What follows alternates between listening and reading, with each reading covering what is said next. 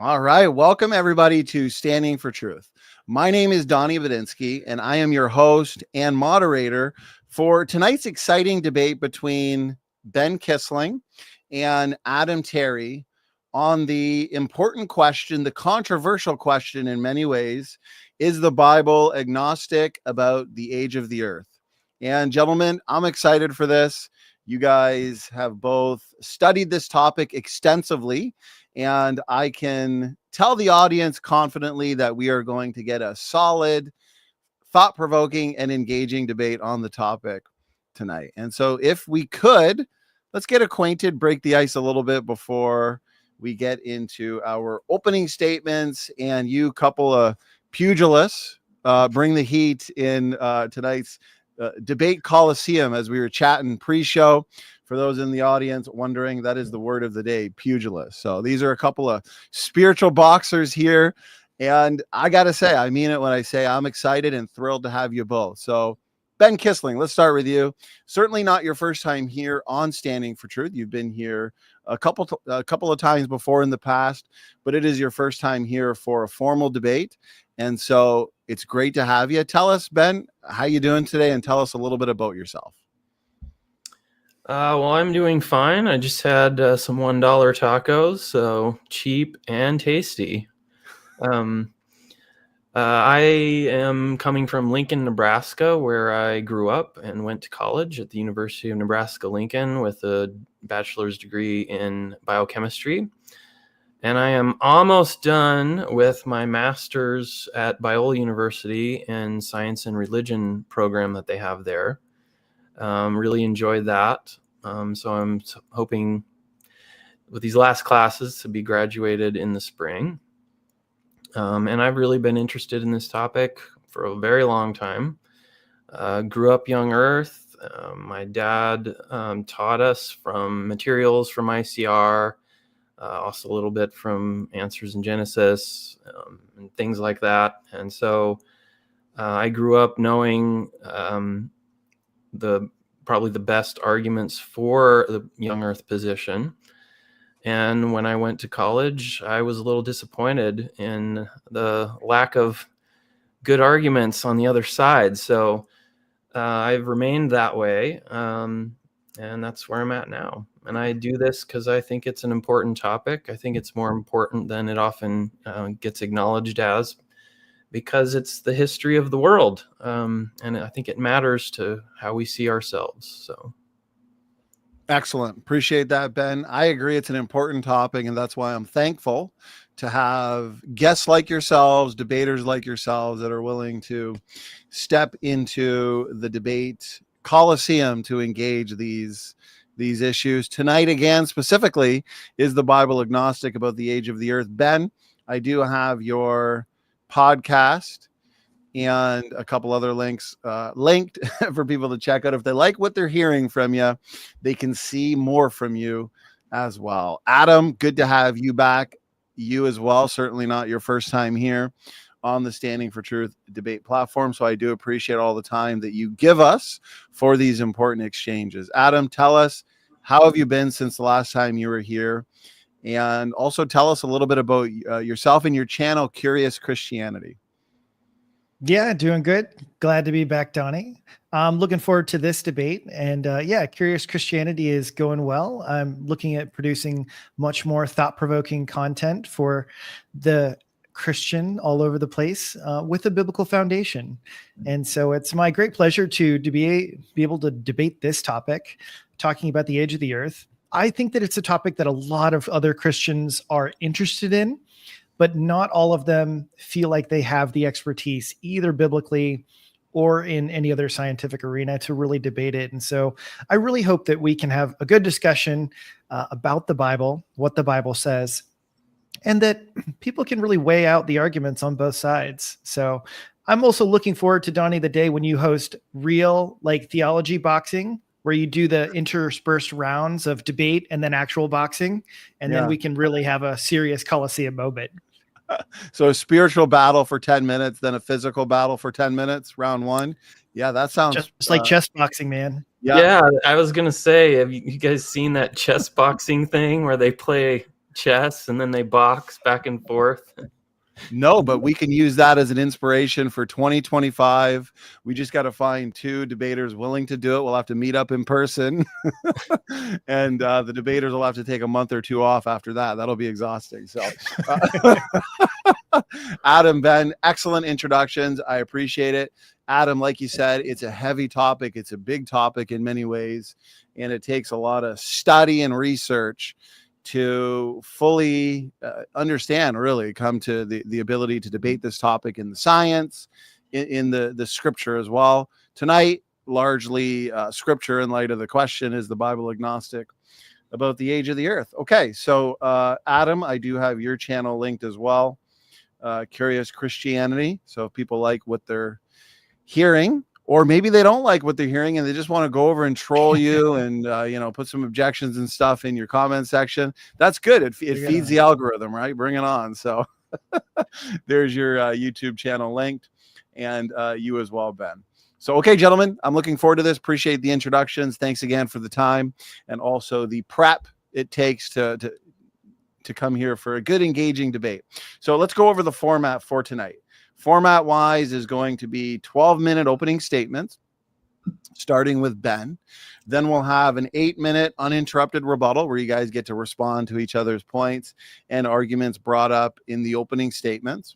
Then we're going to jump into a 50-minute discussion. The discussion will be broken up into 2 segments, 25 minutes each, for you both to lead the way in questions, in dialogue. Then we'll have a 5-minute concluding statement for you guys to wrap up your thoughts, wrap up your points, address anything you feel has been left hanging up to that point. And then this is where we get you guys in the audience involved. We'll have a roughly 25-minute audience Q&A, depending on how many questions come in related to, again, the age of the earth. So please, if you have a question or a challenge, maybe you hear something Ben says or something Adam says that you disagree with and you want to object to it, send in that objection with a question mark at the end of it, and we'll have some fun engaging those in, again, a roughly 25-minute audience Q&A.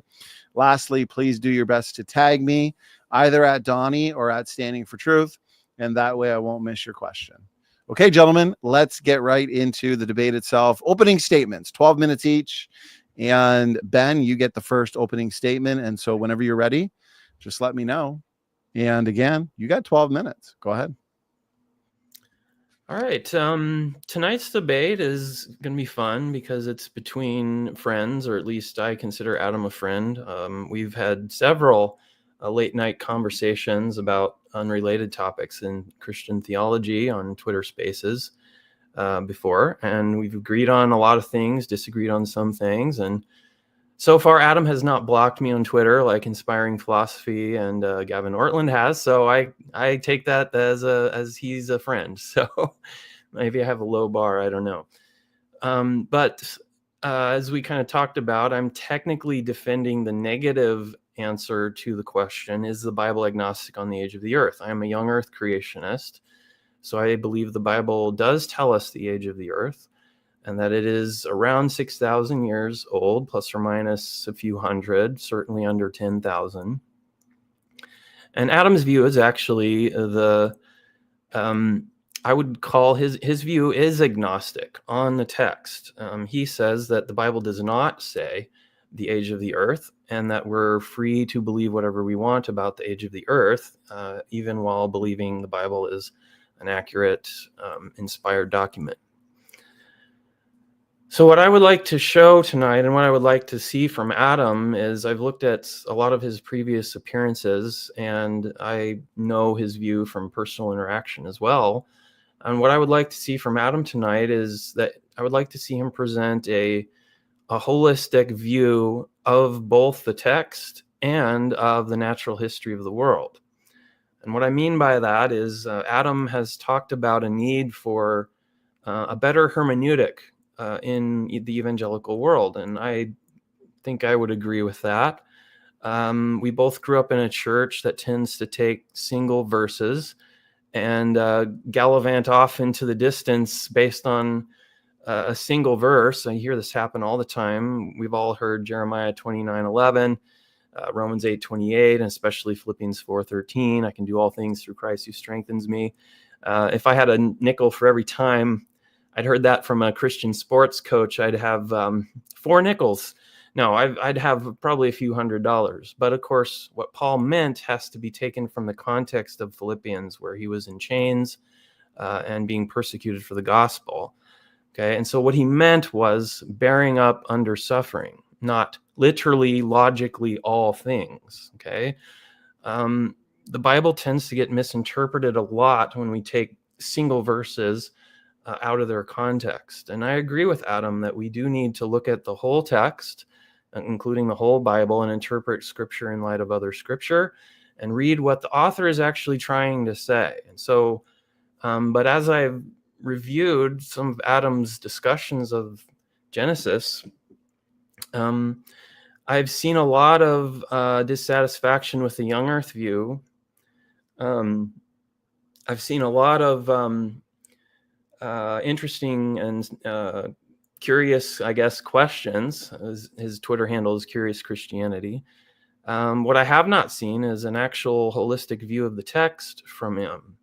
And so I'd like to pressure and persuade Adam to give us a holistic view of the text.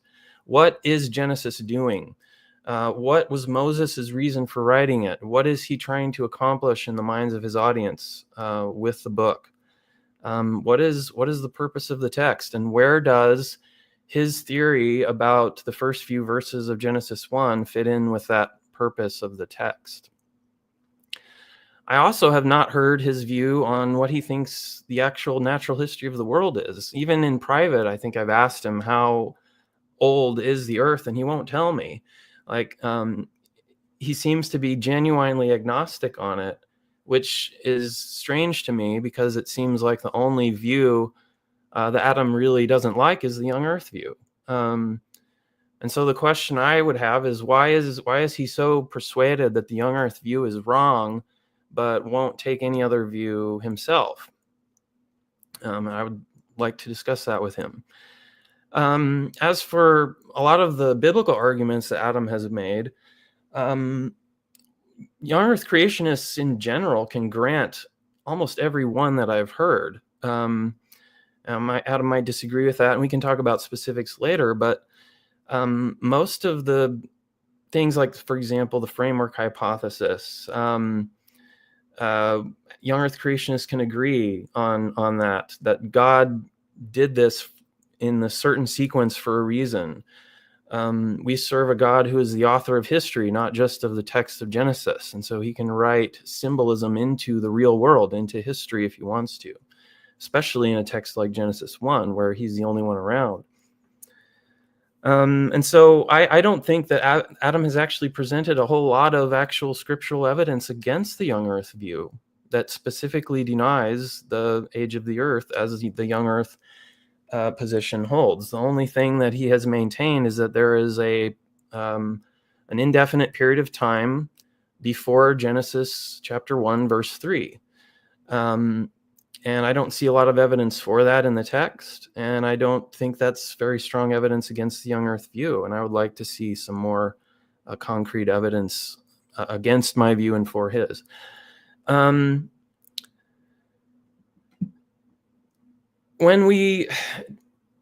scholars and intellectuals compare two views, okay, generally what we do is we try to make an inference to the best explanation. But in order to make an inference to the best explanation, we have to be comparing two different views. And in my view, Adam has not really presented a real alternative to the young earth view, unlike other old earth creationists, like the Reasons to Believe organization, for example. They have a very well laid out actual view of when humanity started, when life started, when the universe started, and all this other stuff, and all their biblical interpretation and everything. Adam has not really done that. And so we can't really make an inference to the best explanation.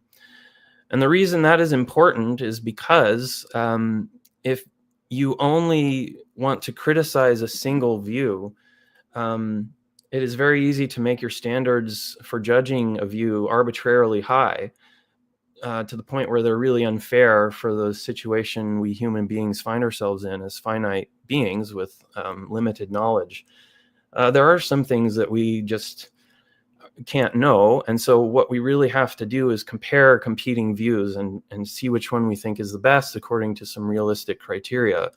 And it's judged to be realistic criteria by the fact that there is at least one view that must fulfill them, that must succeed. And I am concerned that maybe Adam has such a high criteria to be met by a view on the subject that he won't take any view at all. And this means we just can't make an inference to the best explanation. Adam has advocated that the author of Genesis meant us, and many other biblical authors mean us sometimes to read between the lines of the story. And I can somewhat agree with this, because I think there are times when the Bible is intentionally understated. And I think, though, that we have to have some limits on how much we read between the lines. Reading between the lines of the biblical text is always a difficult endeavor, and it should only be done when we have really good evidence that there appears to be a message intended by the author.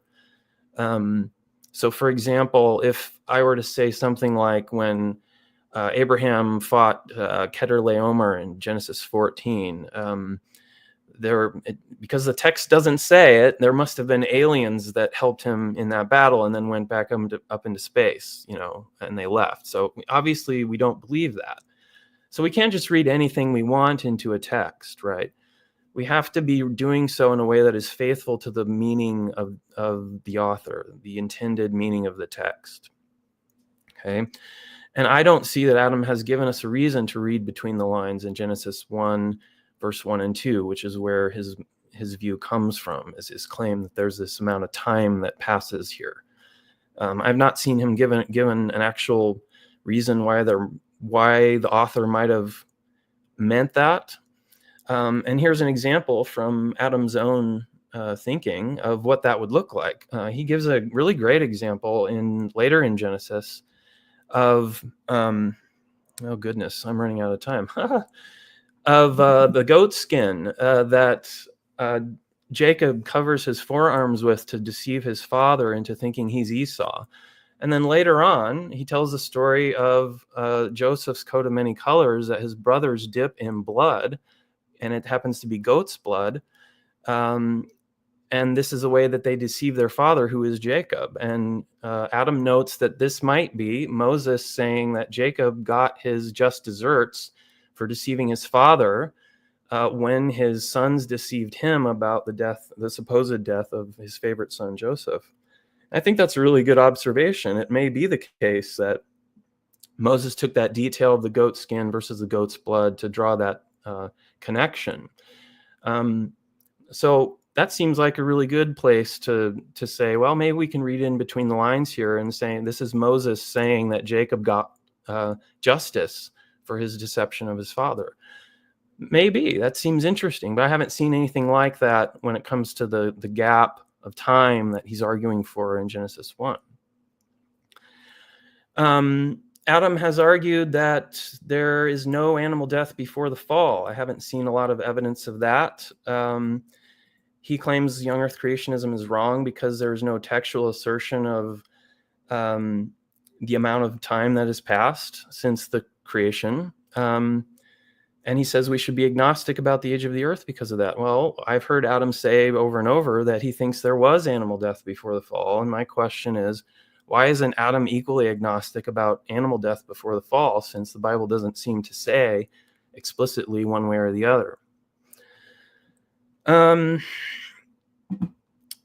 As for the young earth view of the text, I'm going to try and get through this quickly here.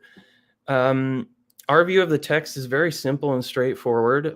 God is reintroducing himself to humanity that first rejected and then forgot about him. And he's doing this through Moses and Abraham's descendants. And so Moses when he sees God in the burning bush on Mount Sinai, when he talks to God in the tent, where when he comes out and his face is glowing, so he has to wear a veil, Moses is talking to God. And God is, I think, telling him who he is and what he has done in world history. And the implication of Genesis is that this is the entire history of the world from the beginning up until the very end of Genesis, where with the death of Joseph. And all throughout that is genealogical information. We get a clear timeline all the way until the death of Joseph. And so some commentators have described the genealogies as the backbone of Genesis. And it's a timeline. And so there seems to be a reason why God would give us the amount of time and the timeline that passed since the beginning. And I think there needs to be a special and really persuasive explanation for why there's this period of time before the first day, right, that is left out mysteriously. There needs to be some argument and some positive reason for that in Adam's view of the text. So in summary, I would like Adam to give his view of the text that specifically helps him to read it in such a way as to come to the conclusions that he's come to. And I would also like to see his view of the natural history of the world, since that's the young earth positions on those things. We're clear on those and we give answers to those, and most other major views also do that. So I'd like to see that from Adam tonight. Ben, thank you very much for that first opening statement for tonight's debate. Again, for anybody just joining us, we are engaging the question, is the Bible agnostic about the age of the earth? Now, Adam, we're going to hand it over to you for your opening statement. We'll give you equal time, about 13 and a half minutes to lay out your position and opening arguments. Yeah, we can test your audio too, Adam. I know you were. Yeah. Does the audio sound good? It's slight. Let me see if I can. Maybe not. It sounds okay. Hold on. A little bit of an echo. Yeah. Give me 1 second. Let me see if I can. That sounded pretty good, though. It could have been. I just put Ben on mute, and yeah, you should be good. I'll adjust it as needed while you're talking if we have to. So you're good to go, though, Adam. All righty. We will get things started then. All right. Well, starting another great debate. Thank you, Donnie, for hosting tonight's debate, and Ben for participating. So, yes, is the Bible agnostic on the age of the earth? Yes, it is. The Bible does not teach a certain age of the earth. The Bible does speak of a 6-day creation account, and it does give genealogies from Adam to Jesus Christ. This is not the issue. The issue is that when the Bible speaks of the 6-day creation, it does so with pre-existing material. God creates in 6 days from the material that was already present. Since it does not say when this material was created, we cannot be certain how old the earth is. Therefore, you should agree with me that the Bible is agnostic on the age of the earth. Now, first, I want to open the doors a little bit concerning the possibility that something existed prior to the first day of creation. It is easy to understand how one believes that Genesis 1 is the absolute beginning of all things. Because when somebody says something like the first day of creation, it must entail that creation is talking about every single thing that was ever created, as opposed to merely a very specific 6-day creation mentioned in Genesis 1. Now, upon inspection, this is not super obvious that Genesis 1 is referring to an absolute beginning of all things. Consider this question. When did God create the angels? Where is this mentioned in Genesis 1? It is not mentioned. In fact, nowhere in the Bible does it mention the creation of the angels. This fact shows that Genesis 1 is not an explanation or creation account of all things, but rather that it is focused on the earth. Look at Job 38, 4-7. Where were you when I laid the foundations of the earth? Tell me if you know, understanding. Who set its measurements, since you know, or who stretched the line on it? On what were its bases sunk, or who laid its cornerstone? When the morning stars sang together and all the sons of God shouted for joy. God explains that the sons of God were with him during the creation. This shows that there were other created beings at the 6 days of creation. Therefore, Genesis 1 is not an absolute account of all created things. Second, for many, the theological belief that there was no animal death before the fall is the greatest barrier in leaving young earth creationism. This need not be so. Regardless if you are a young earth creationist or an old earth creationist, you should believe that there was animal death before the fall. The Bible never teaches that there would be no animal death before the fall. Romans 5:12 says that death spread to all mankind, which leaves out the animal kingdom entirely. Then in Genesis 3, we are told that the tree of life is the source of immortality for Adam and Eve. This tree of life was never intended for the animals. What's further is the Bible never tells us about a change in the nature of animals from the animal kingdom. Animals, such as sharks, lions, and other oblique carnivores, were always designed to eat meat and not vegetables. To suggest that the entire animal kingdom changed from vegetarian to oblique carnivores at the fall is to believe in the second largest miracle next to creation itself without a single Bible verse to stand on. This should set the table. Now you have permission from the Bible to believe in another doctrine outside of young earth creationism. Now, I will show you from Genesis 1 that it does not teach an age of the earth. Genesis 1 is the basis for our understanding of creation, and if Genesis 1 does not teach the beginning of all things, then we cannot conclude we have an absolute age of the earth. This can be shown through Genesis 1 through 2. The first two verses show the preconditions of the 6-day creation account. When we read passages such as Exodus 20:11, which speaks of how God created the heavens and the earth, we should understand Exodus 20 in light of Genesis 1 and not the other way around. Therefore, if Genesis 1 tells us that God created the heavens and the earth out of the waters, darkness, and the earth that were already present, then that is what God says. We as Christians are called to believe God's word and what he says instead of reading what we want into the text. Everyone thinks that when Exodus 20 says that God created the heavens and the earth, that it entails the material creation of all things. That is only true if you read that into the text. It is just as legitimate to say that God could have created the heavens and the earth out of the materials that were already present. Let me give you an example of what I mean. If I said, I built my house in 6 months, no one questions that I built the house out of materials that already existed. This is what's happening in Genesis 1. God could create the heavens and the earth without materials. That is true.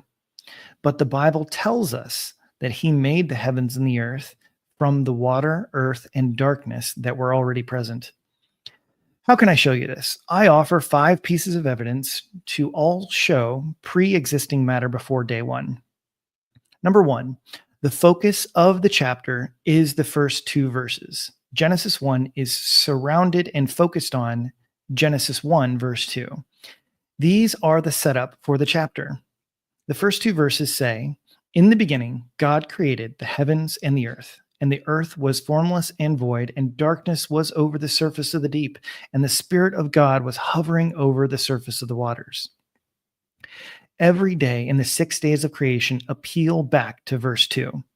Why is the first day the separation of light and darkness? Because there was darkness on the surface of the deep. Why did God separate the waters above and the waters below? Because the earth was formless. Why did God create the animals to fill the land?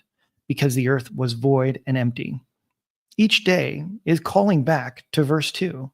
This shows that each day of creation of the creation account presupposes the earth, water, and darkness before day 1.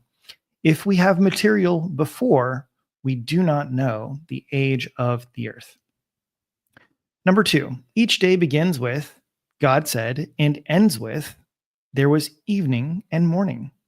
This follows from days 1 through 6. This is a clear setting of a pattern that we see throughout the 6 days of creation, that God is setting up and establishing a beginning and an end to each day.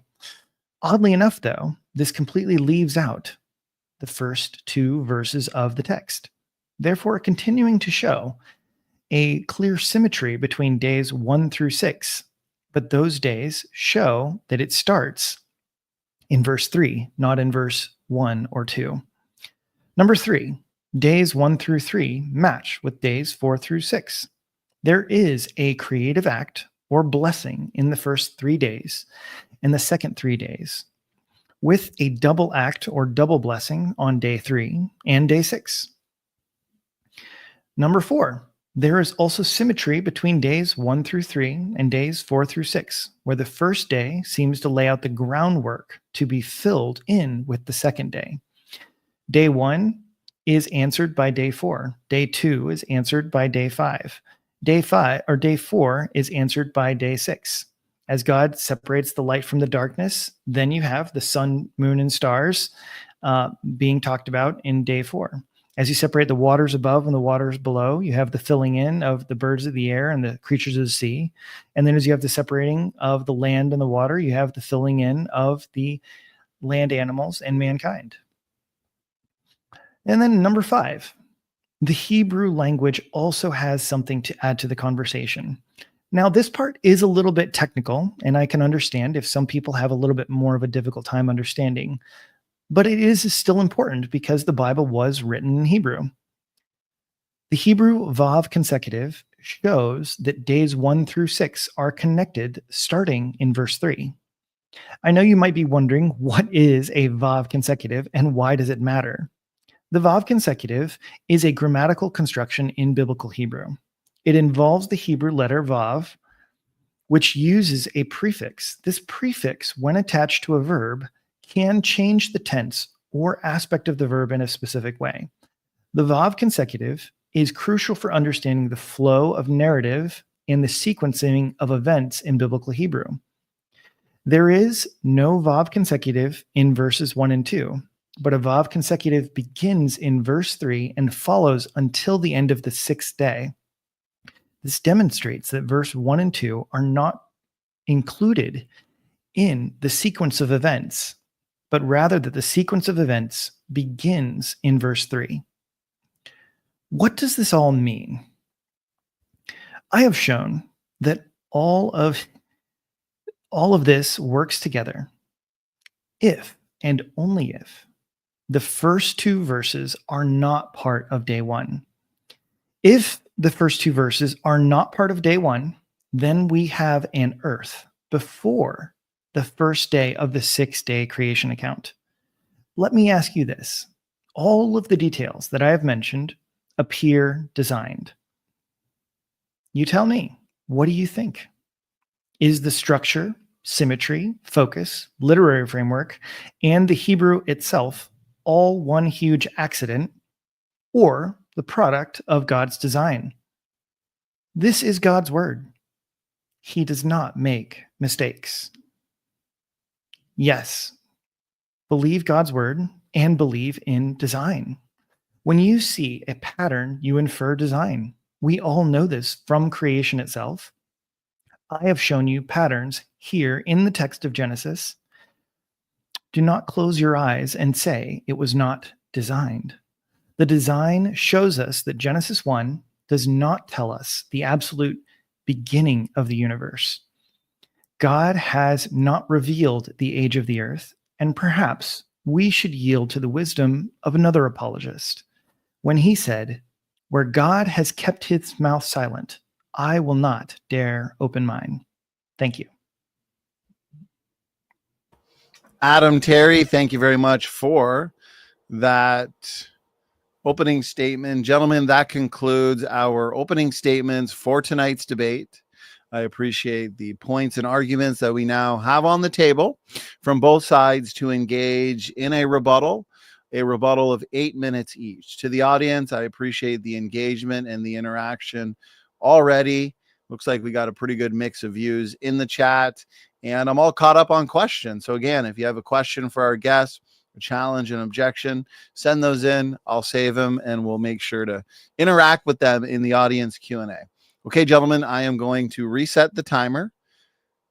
Ben, we are going to hand it back to you, and you have 8 minutes for a rebuttal. I'll start the timer on your first word. All right, so most of this I've heard in some of Adam's previous content. I, once again, don't understand why he thinks any of this is so definitively showing that the Bible does not teach an age of the earth.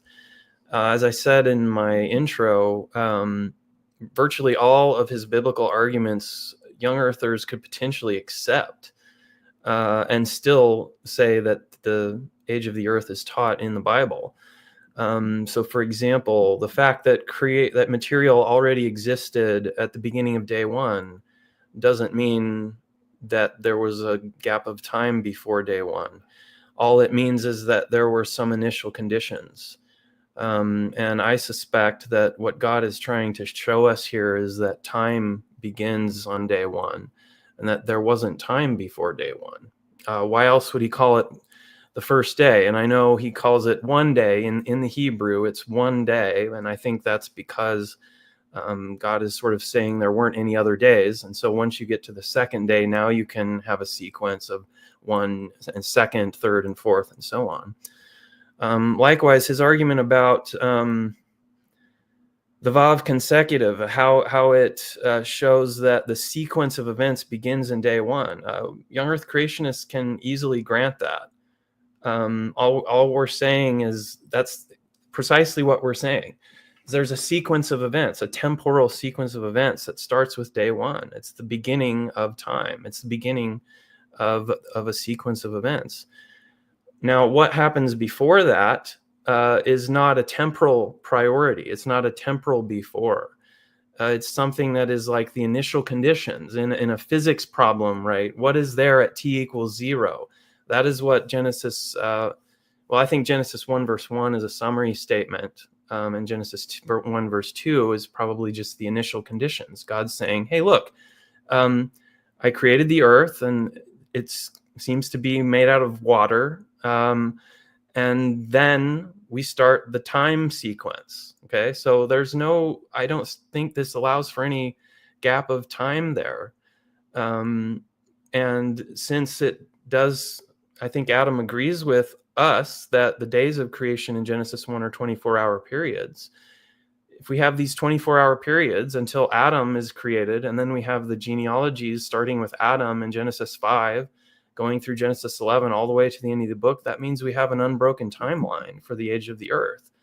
And just because there's no explicit statement in the Bible that says here's the age of the earth does not mean the Bible doesn't give us a timeline. It clearly does give us a timeline, and we can calculate the age of the earth from that timeline.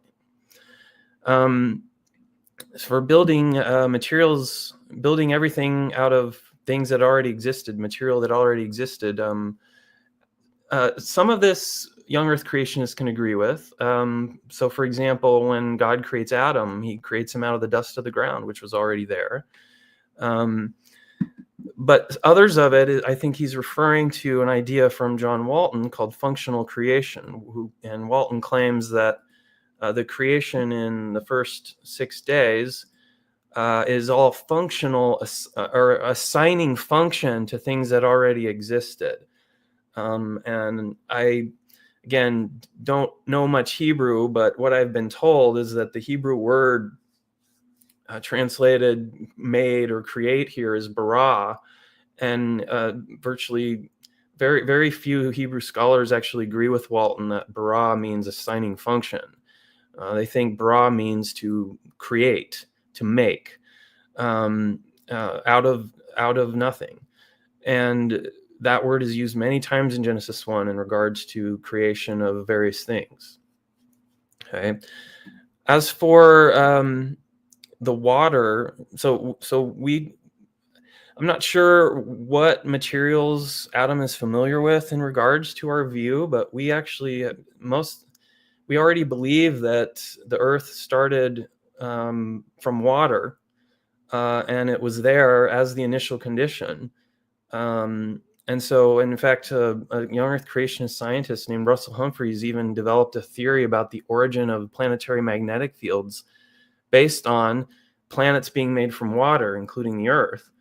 And he used this theory to make successful confirmed predictions of the magnetic field strengths of the planets of Uranus and Neptune before they were measured in 1986 and 1989 by a human spacecraft. And so not only do we accept that the Earth was made from water that was there at the beginning, meaning the initial conditions before time began, but we've generated successful confirmed predictions on the basis of that position. Scientific predictions. Okay, so and one more thing before I run out of time here, he talks about Job 38 and says, "Where were you? When I created the foundations of the earth." This just should be a reminder that Job is probably the oldest book in the Bible and was probably written prior to Genesis, meaning prior to the time where God revealed this history of the world to Moses. Okay. So I don't think that God here is even saying to Job that I'm not going to tell you, or you don't know the history of the world. What he's saying to Job is that you don't have the right to challenge my decisions about how I oversee the world in your life. And so I don't really see how this is related to the question of the age of the earth or the meaning of Genesis 1, like many of Adam's biblical arguments. I just don't see how it relates to the specific question of the age of the earth. Adam gave a good explanation of the framework hypothesis, that the first 3 days are creating space, and then the next 3 days, day 4, 5, and 6, are respectively filling in those spaces. Once again, there's no reason why that goes against the young earth view. We can easily accept that, yeah, sure, this is what God did, and that's why he did it in this sequence and whatever. That doesn't say anything about the age of the earth. What Adam needs to show and has not shown is positive scriptural textual evidence that the author of Genesis intended us to understand that there was a gap of time between verse 3 and the first somewhere in the first 2 verses. I don't see that in the text. What I see in the text is God speaking to Moses about the most basic element or interval of time that the ancient Hebrews would have known, which is the day. And he's saying, here's the first day. I think he's very clearly telling Moses, this is when time began. This is the beginning. And just because there's some initial conditions that God made at, before time began, does not mean time is passing before time began. It means that God did some things eternally from his eternal present position, I think, including creating the angels. I think God created the angels timelessly. That's why they're not in the account. So, young earthers might disagree about some of these things, but I don't really see why any of this proves the young earth view of the text wrong. Ben, thank you very much for that 8-minute rebuttal. We're now going to hand it to Adam. Adam, you also get an 8-minute rebuttal, and I'll start the timer on your first word. Go ahead. Okay, so Ben has said a lot of things, and my opponent says that I won't tell the age of the earth. So he leaves this idea and suggestion in the opening statement that he gave, and I find this to be a very strange argument on a debate concerning that I'm holding the position that I'm agnostic, that the Bible does not teach an age of the earth. So how could I possibly give you an answer as to how old the earth is if my view is the Bible doesn't say? And that is the whole point. The Bible doesn't say. There is no point in pushing for, well, okay, but how old is it? I just told you that the Bible doesn't say. That is the point. That is the argument. Now, I think that it's very interesting that he's like, well, and he also compares like, well, what about the old earth creationists? I'll debate anyone who wants to assert that they have a clear age of the Bible or clear age of the earth based on the Bible. Rather, it's a young or old earth creationist. The reason that I don't usually debate old earth creationists on this is simple, because most of them do not simply derive their view from the Bible alone. No, they draw in science and they conclude that the earth is a certain age based on scientific arguments, not based on the Bible. It is the young earth camp who asserts that the age of the earth comes from the Bible, and that is why we're having this debate. So now he says that there were preconditions to the earth, but no time. This is the problem, and this is why he cannot seem to understand my point and why the arguments that I have put forward are as strong as they are. He seems to indicate that, okay, there is not a temporal before. And so he suggests that it's like, okay, there's material prior, or the preconditions, and that's there before day one. But notice the very verb, the very word before is a temporal word. And to suggest that there was material that existed prior to day one infers that God created that material at some time in the past. I think this is a very strong logical inference.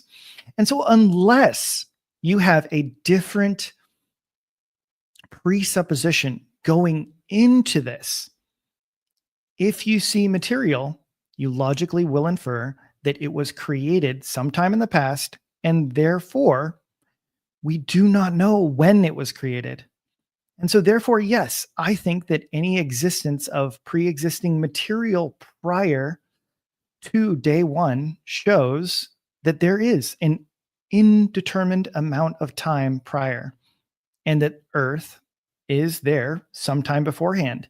And as I've stated, to me, this shows that the Bible teaches, since it does not give a date for when the pre-existing material was created, that the Bible is strictly agnostic on the issue, and that we cannot infer the age of the earth based on the Bible. That is the debate. That is the point, is that the Bible doesn't tell us. And so however you want to slice it, if the Bible does not tell us when the absolute beginning, when the very first material thing is created, we cannot know with any certainty how old the earth is based on the Bible. Now, the intended meaning of the text. My opponent says that I'm reading between the lines. I don't believe that I'm reading between the lines, but instead that I am reading what the text says.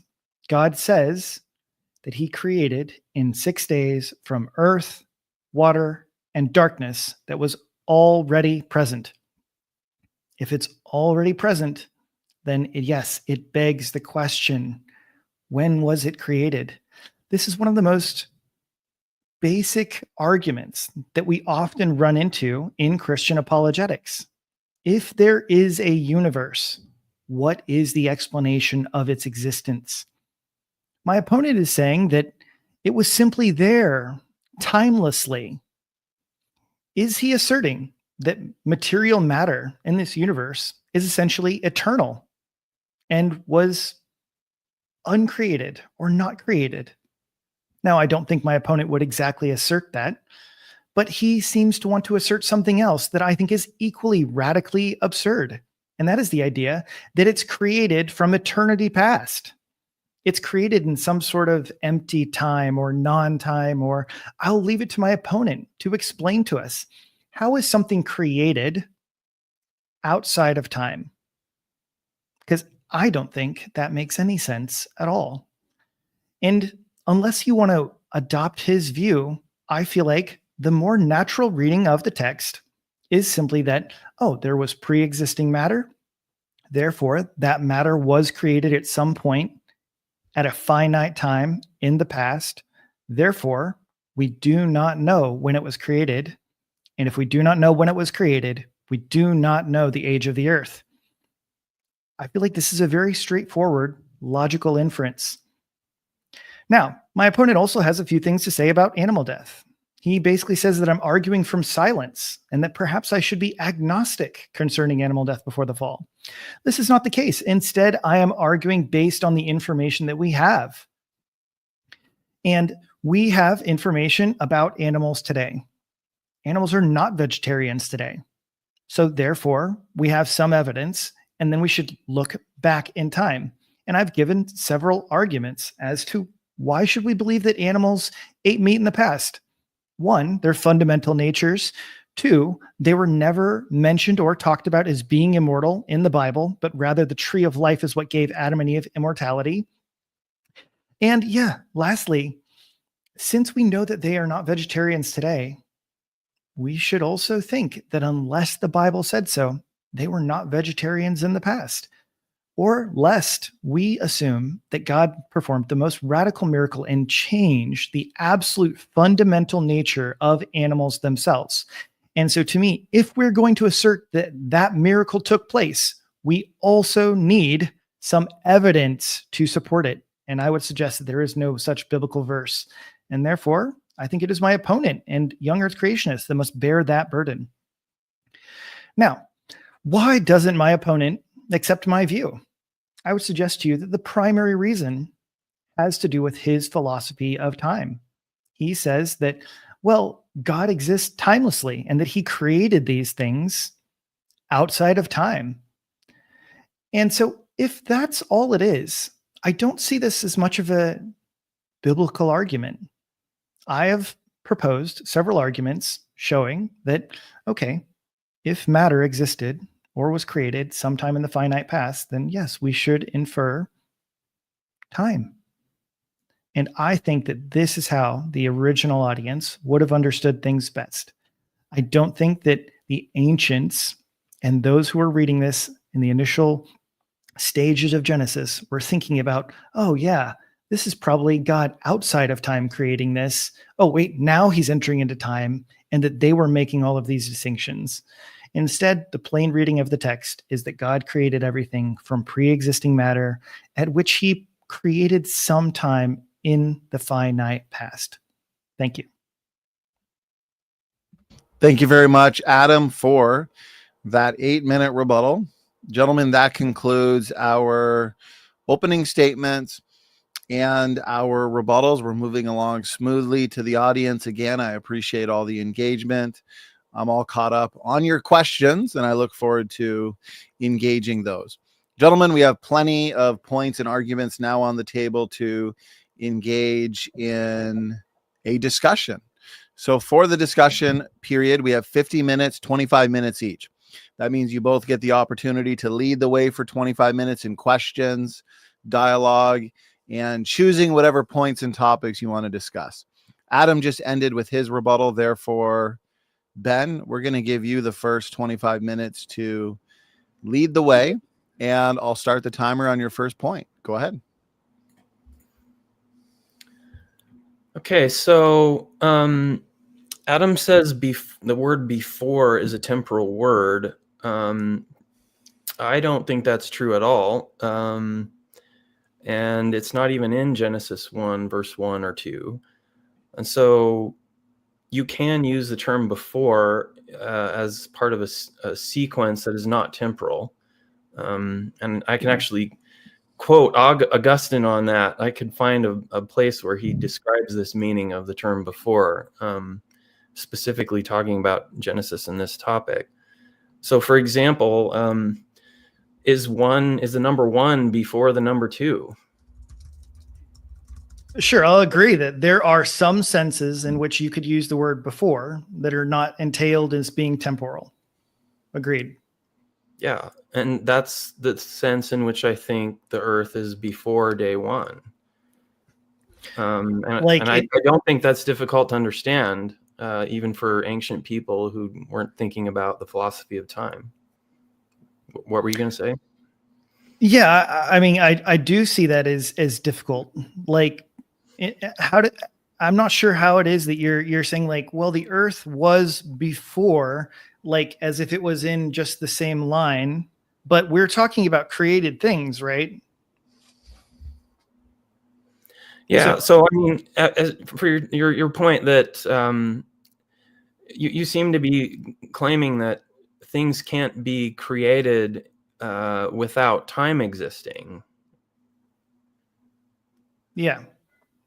I just so did God create time itself, or is time No. just always existing? So yeah, this is definitely like so I would actually agree much more with actually Ryan Mullen's view, and his view would actually be much closer to the idea that God actually is time, that time is some sort of attribute of God's himself. And so time is not created. It is not a created thing. Okay. But like my view, which my view is the B theory of time, as you know, we've talked about this before. For the audience, Ben, for the audience. Yeah. Yeah. So the A theory of time is sort of the more intuitive understanding of time that I didn't prepare for this, but my only point here is that your view of time is also rather is probably less well held than mine. I know you had Mullins on your channel recently. I haven't watched that yet, but it looks interesting. But I mean, my understanding is this is somewhat of a novel view, right? So it's also true that you're assuming something about time as well when you read the text. Okay. And that is not necessarily the case that Moses would have held that view of time either. Now, I do hold to a presentist view of time, so which is consistent with Mullen's work. Okay, so his work actually is consistent with both an A and a B theory of time. And just for clarity, so the audience knows, since we're talking about the philosophy of time, an A theory would be the idea that now is the present and it is the only real moment. A B theory would be the view that basically all moments are equally real, that God basically stands in relation where he actually sees all moments and there's just one big block theory of time. Is that an accurate description enough for you? Fair enough. I know we're doing really rudimentary, so. Yeah, I think I agree with you that Moses or the original Hebrew audience was not thinking about these things when either Moses wrote the text, and I'm certain that God knew about these types of things, but he wasn't trying to communicate this in the text. So there is a certain sense in which it's somewhat irrelevant. But at the same time, I think it's rather obvious, it should be obvious to anyone, including an ancient person, that you can have at least the initial conditions of something that doesn't require time to pass.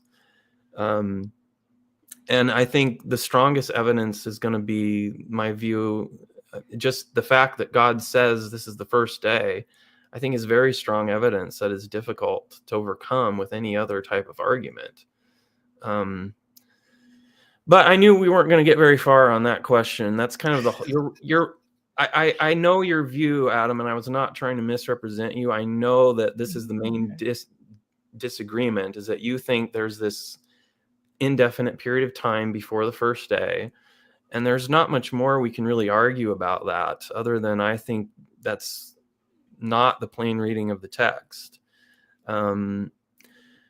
But I will say that I do think that you can create things eternally. I mentioned the angels before. I think the angels are eternal. And again, Augustine would agree with me that the angels can be timeless and also be created.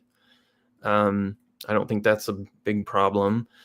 So I don't think that argument against my view is very compelling. I think you can create things outside of time. I don't see a problem with that. That's an ontological relation, not a temporal relation. So I think those are different things. As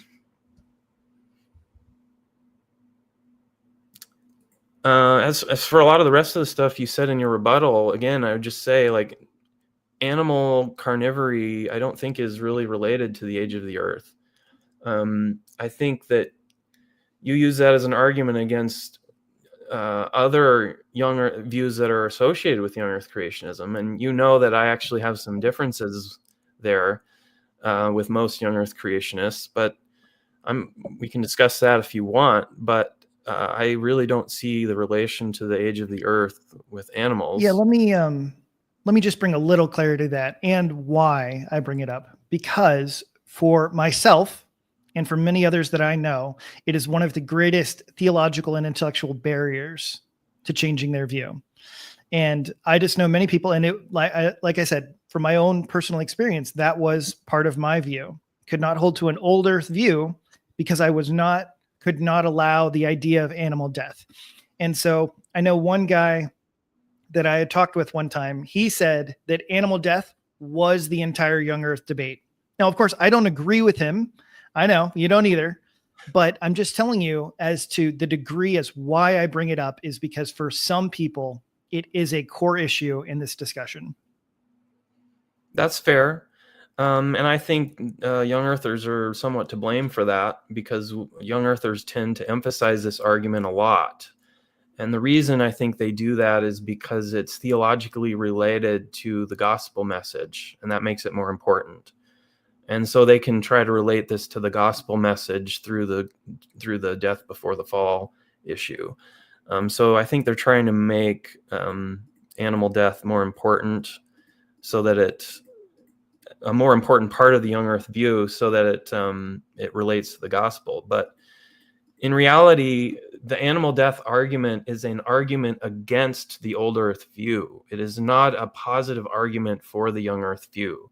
And there is a real difference there. So if you were to drop the animal death before the fall argument, which I personally don't use that argument, I don't think there was animal death before the fall. The Bible doesn't talk about animal death before the fall one way or the other, which is why I suggested that it doesn't seem clear to me why you're agnostic on the age of the earth, but not agnostic on animal death before the fall. And the evidence you gave was not biblical. So, you kind of castigated us for, or castigated me for using a philosophy of time that's not a biblical argument. But the arguments you gave for animal death before the fall are also not biblical arguments. And so do you have any biblical evidence that there was animal death before the fall? Yeah, so I actually think that, of course, my arguments are biblical, and I'm curious as to why you don't think the tree of life argument that I give is a biblical argument. To me, it simply seems to show that mankind was never created immortal, and therefore, if something is not immortal, it is mortal and will die, just by its very default. If you're not immortal, you're mortal and you will die. The tree of life is made for mankind, not animals. Therefore, animals will die. I mean, to me, this seems like a very biblically, logically sound argument. So I'm not sure why that doesn't count. I don't think that counts, because you would need. So, for example, what I actually believe is that animals may very well have been mortal, but that they didn't die. They didn't actually die before the fall. Okay, so it really, to my view, is irrelevant whether animals were mortal or not before the fall. What's relevant is whether or not they actually died before the fall. And there's no biblical verse that says they died before the fall. You know what I mean? And if you're gonna come at us and be like, well, the Bible doesn't say the age of the earth, even though the entire book of Genesis is structured around a chronology based on people, the amount of time that passes when people are born and have kids and die, and you're going to say we're wrong to calculate an age from that. I mean, we're using a biblical argument there, and it seems like what you're saying is there's this little place, right, that the Bible doesn't say this, and therefore your whole view is wrong. And I'm just saying, look, the Bible doesn't say there was animal death before the fall. And so I don't see why you're so sure that there was, because of the Bible. Yeah. And again, there's a distinction between being mortal and dying. I am mortal. That does not mean I'm dead. Sure. You're certainly not dead right now. That's a good thing. Stay healthy, Ben. Eat your fruits and vegetables. So, yeah, I think that, what the Bible is doing, and I mean, simply saying like, oh, it doesn't explicitly say animals die. Well, sure, it doesn't say lots and lots and lots of things. But if we just said, it's like, well, it says that God gave them fruits and vegetables to eat, and therefore we should conclude that they're vegetarians. That also just seems like, why why should we think that's the case if we see animals eating meat today? If we just go on only what the Bible says, animals should be vegetarians today, because it never says that they change from vegetarian to non-vegetarian. And so it's like, okay, I know what you're saying. Like, why does Adam's argument sort of entail that animals did die? One major reason would be because I believe that God designed the animals the way that they are. We believe that God designed the animals based on Genesis 1. And when I look at the animals outside, they're predators. There are predators, they're vegetarians, they're all sorts of things. And so to me or whatever, that exactly shows is like, yeah, animals are the way that God designed them. Okay, And they again, eat other animals. yeah, but that's not a biblical argument. You would admit that that's That not a God biblical designed argument. animals? No, that animals were originally designed to be carnivorous. The Bible doesn't say that. That's right. It does not explicitly Okay. say that animals were designed to be carnivorous. I'll agree with you there. Yes. All right. Well, okay. Yeah, so we could maybe talk about this later if you want, and during your time, about my particular view. I actually agree with a lot of this, but I don't see what this has to do with the age of the earth. I think that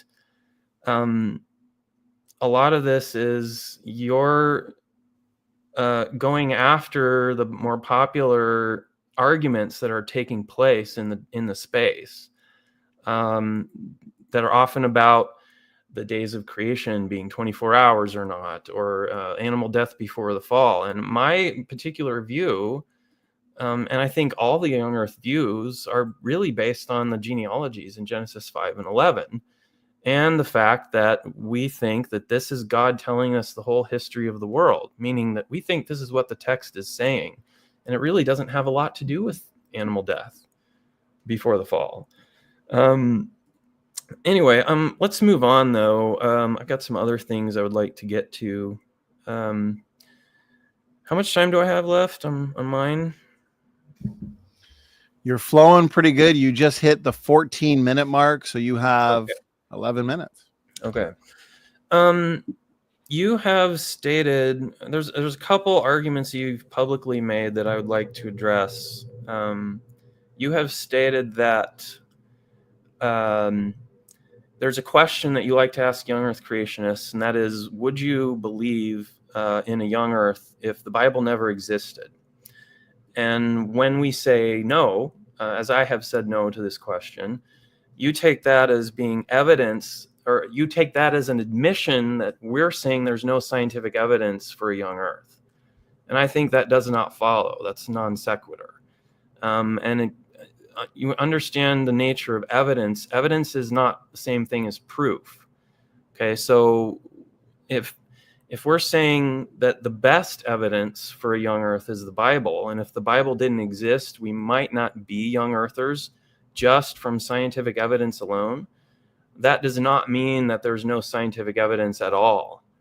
Evidence just means something that makes a certain proposition more likely to be true. It's not proof. Okay, so we would say that there's tons of evidence, scientific evidence of a young earth, and us saying that the strongest evidence for our view being not around, maybe we wouldn't be young earthers. That's true of just about any view that's out there, Adam.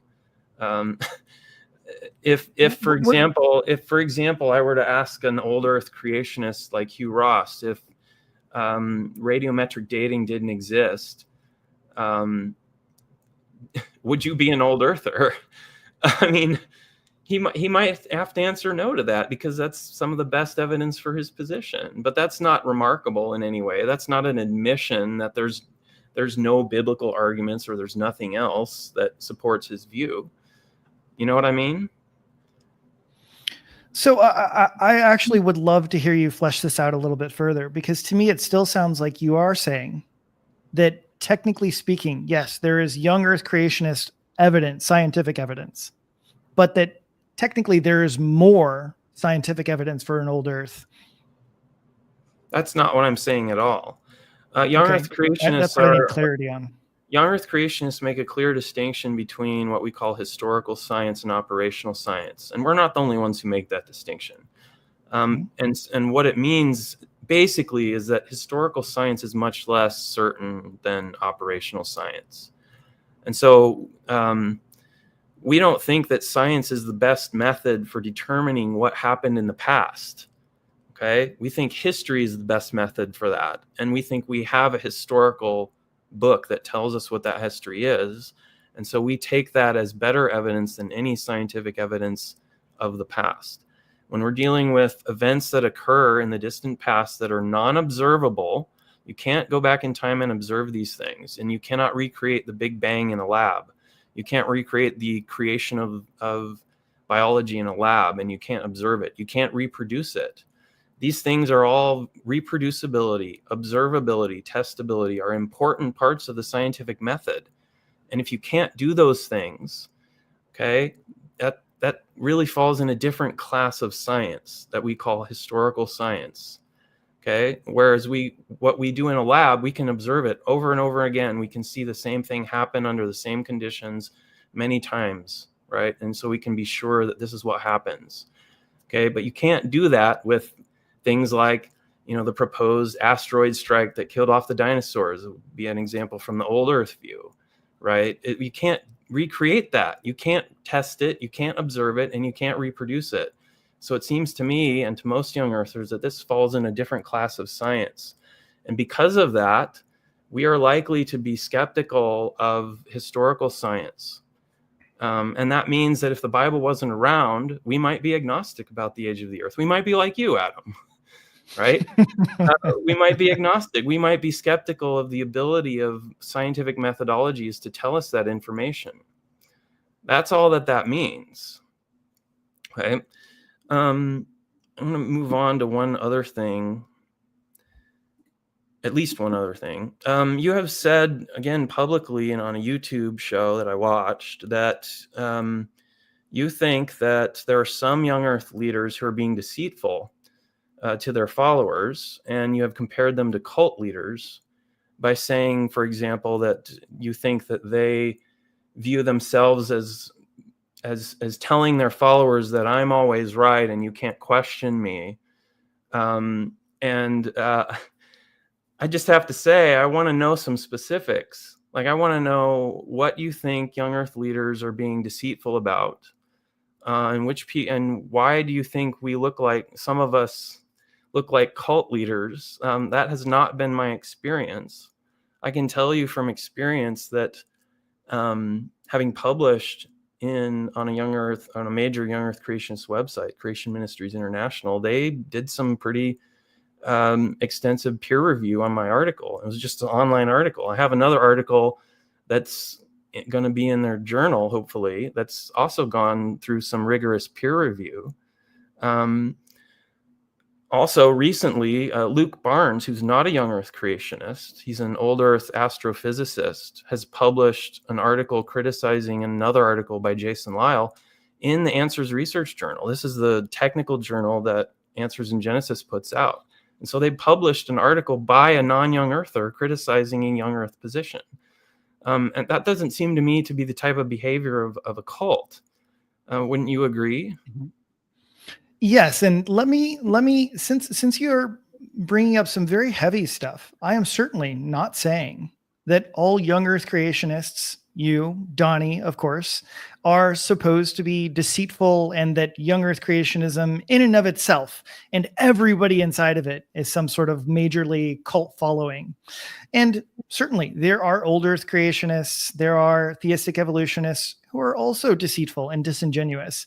And so, yes, I did not bring the receipts with me as to like areas and specifics where it's like somebody has given something disingenuously or continue to propagate something after it's been proven false. But I do think that those are the case in some avenues. And certainly I will agree that some other people, a great example, I'm not an evolutionist.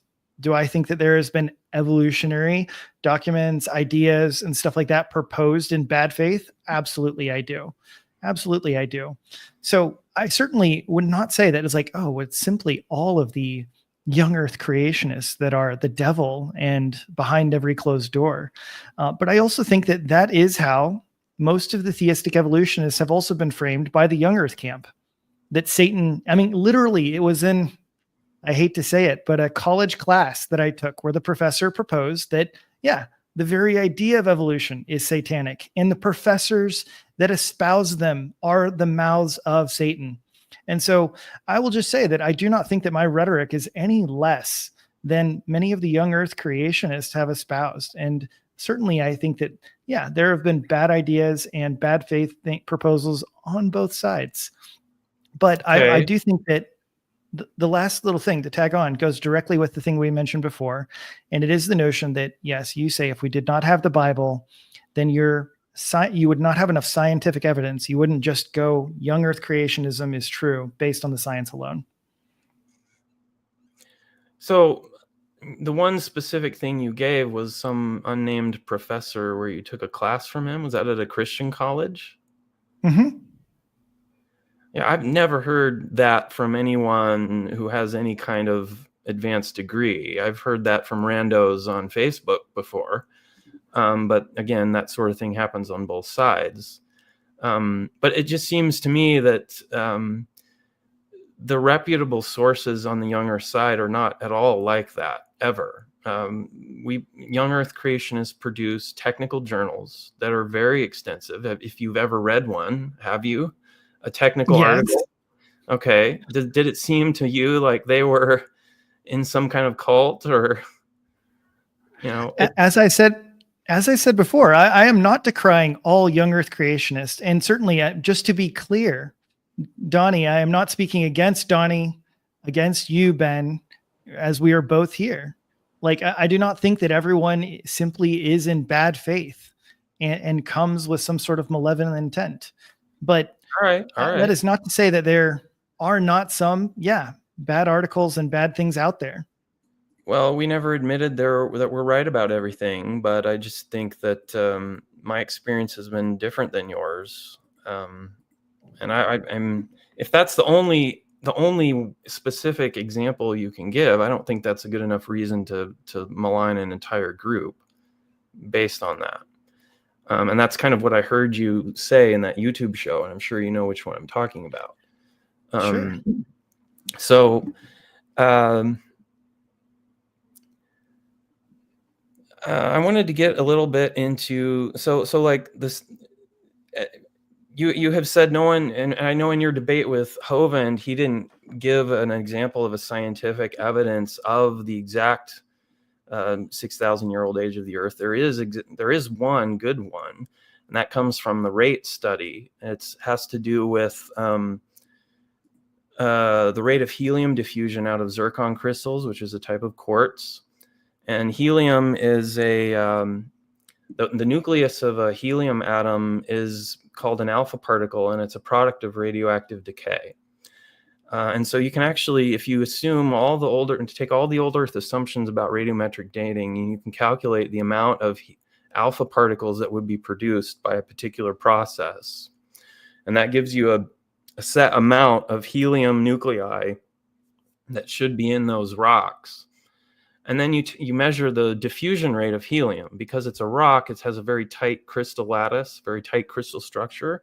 So even a gas like helium takes a long time to diffuse out of the rock. And so you can measure the rate of helium diffusion. And that's what they did. And they showed that the amount of helium left in there versus the helium diffusion rate versus the amount that should have been in there from all the radioactive decay gives you a date that's very close to 6,000 years. Well, it's like plus or minus a couple thousand. It's a pretty big error bar, but still it's a very young age calculation that's close to the biblical age. And this was a very famous young Earth study. It's called the rate study. So that is one piece of scientific evidence that does give you an actual age that is based on the same sort of assumptions that radiometric dating is based on.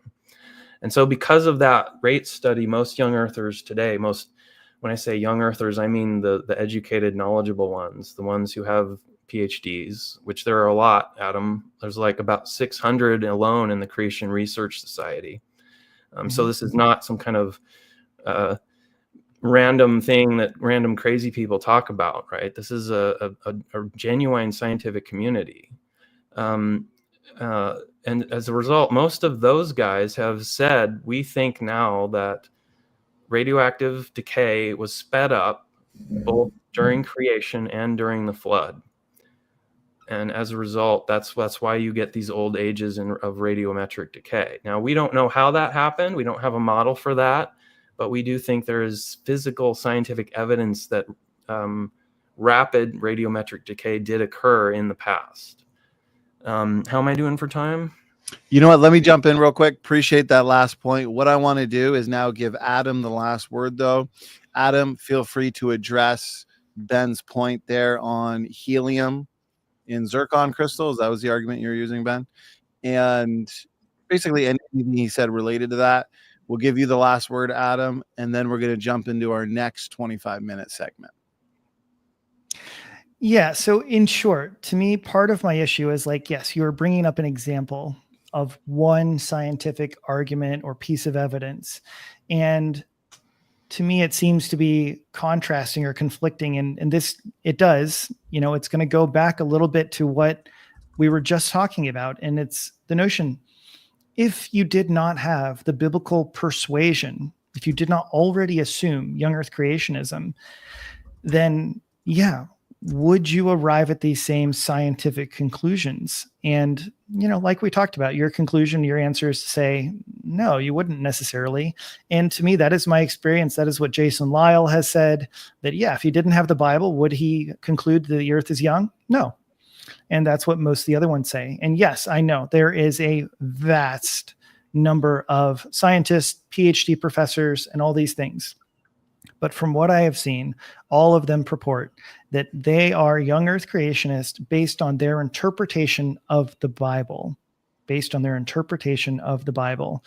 And so therefore, it seems to me that if they held my interpretation of the Bible, and I think they should, that they would not be young earth creationists. And to me, that makes it sound like the scientific evidence is not particularly compelling.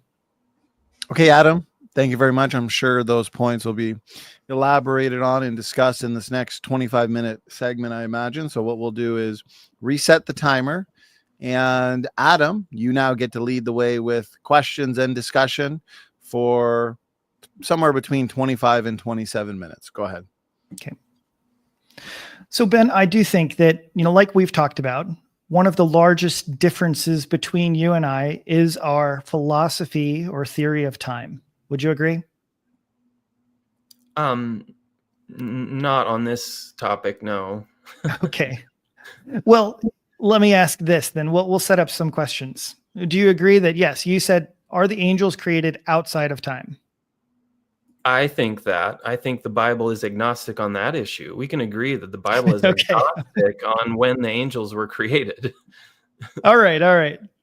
Now, the major difference here, though, is that when the angels are created, time does not begin in your view. Is that correct? If they're created outside of time, there's no when they were created. Mm-hmm. Right. So you believe things that can be created without a when. In time, yes. Now, I think there probably still has to be a logical sequence. So, for example, God would logically have to exist prior to angels, logically prior. Right. Okay. But you would say the angels are eternal. Yeah. Okay. So angels are eternal, and they were, created outside of time and not some sort of moment inside of time. Just reiterating. Okay. So then, you believe that God can create things inside of time. Can he create also material things outside of time? I think so. Yeah. Okay. So material things can also be eternal. Is that right? Eternal meaning outside of time. Yes. Yeah. Okay. So on your view, really it's kind of impossible to actually make an inference. How could I make an inference that there is material that existed prior to day one? Or like, how could I say that it was created prior to day one? What do I need to show for that? Since showing that exists I'll put it this way, showing that material exists as a precondition for day one isn't sufficient on your view, right? You would say that. I had a when you said that term precondition, I had an issue with that. That's not what I said. I said initial conditions. Okay. That's not the same thing as a precondition. Okay. Yeah. So you would say that it's there when day one begins, correct? But it doesn't exist. Does it? It doesn't exist temporally prior, right? Right. Right. Now, so when day one begins, there's already this matter and material, right? It's there as part of the initial conditions. Mm-hmm. When did God create it? Ready is a time word. I'm not going to fall for that. No, I know. When did God create it? When is a time word. Sure. So, I mean, it was created, right? Yes. When was it created? Not in a point in time. Okay. So there isn't a when it was created. So what I think is that when God is showing the sequence of creation, right? He is creating things, and when those things show up in the Genesis 1 account, they then exist when he creates them. Okay? So I think that when God creates time is the beginning of the first day. Okay? So he's making all of these different things. Time happens on the first day. And so once time starts on the first day, that's when time starts. It doesn't mean there can't be anything there already. Now, again, I think this is somewhat tangential to our discussion. I mean, it is part of my view, but it's not something that is going to be, you're going to be getting from the Bible so much. My only claim from the Bible is that Moses and the ancient Hebrews would have understood and did understand. And there's lots of historical evidence for this going back thousands of years that they did understand Genesis to be saying an age for the universe. And that is that they would not have been hung up like you are about what's going on with the earth before day one. They just said, well, if it's that God said it's the first day, it's one day, then it's the first day. And they would have just trusted that. You see what I mean? Like there's nothing. I still haven't got from you anything that I think you're giving us from the actual text that tells us that those original people, the ancient Hebrews, Moses, would have were when they wrote the first 3 verses of Genesis, when Moses wrote that he's intending us to interpret something in there as being some indefinite period of time. I have not seen any biblical evidence for that. And I asked for it in my opening statement. Yeah, and that's because you have the view that material can be created outside of time. And so you seem to think that it can't be. Right. And I think that is much more towards the ancients' view. And I also think that, this was much more contemporary with the other ancient Near Eastern thoughts and ideas. Many of the other ideas are creation from material matter. And so I don't understand why you think that material matter is insignificant and that it doesn't show or give the idea that there was time prior to the first day. Like if there is something there, then I don't understand why you think that it wouldn't have had to have been created in some sort of time. Can you remember in high school physics the concept of initial conditions? When t equals 0, there is something that is the case in a physics problem. It doesn't start with nothing, in other words.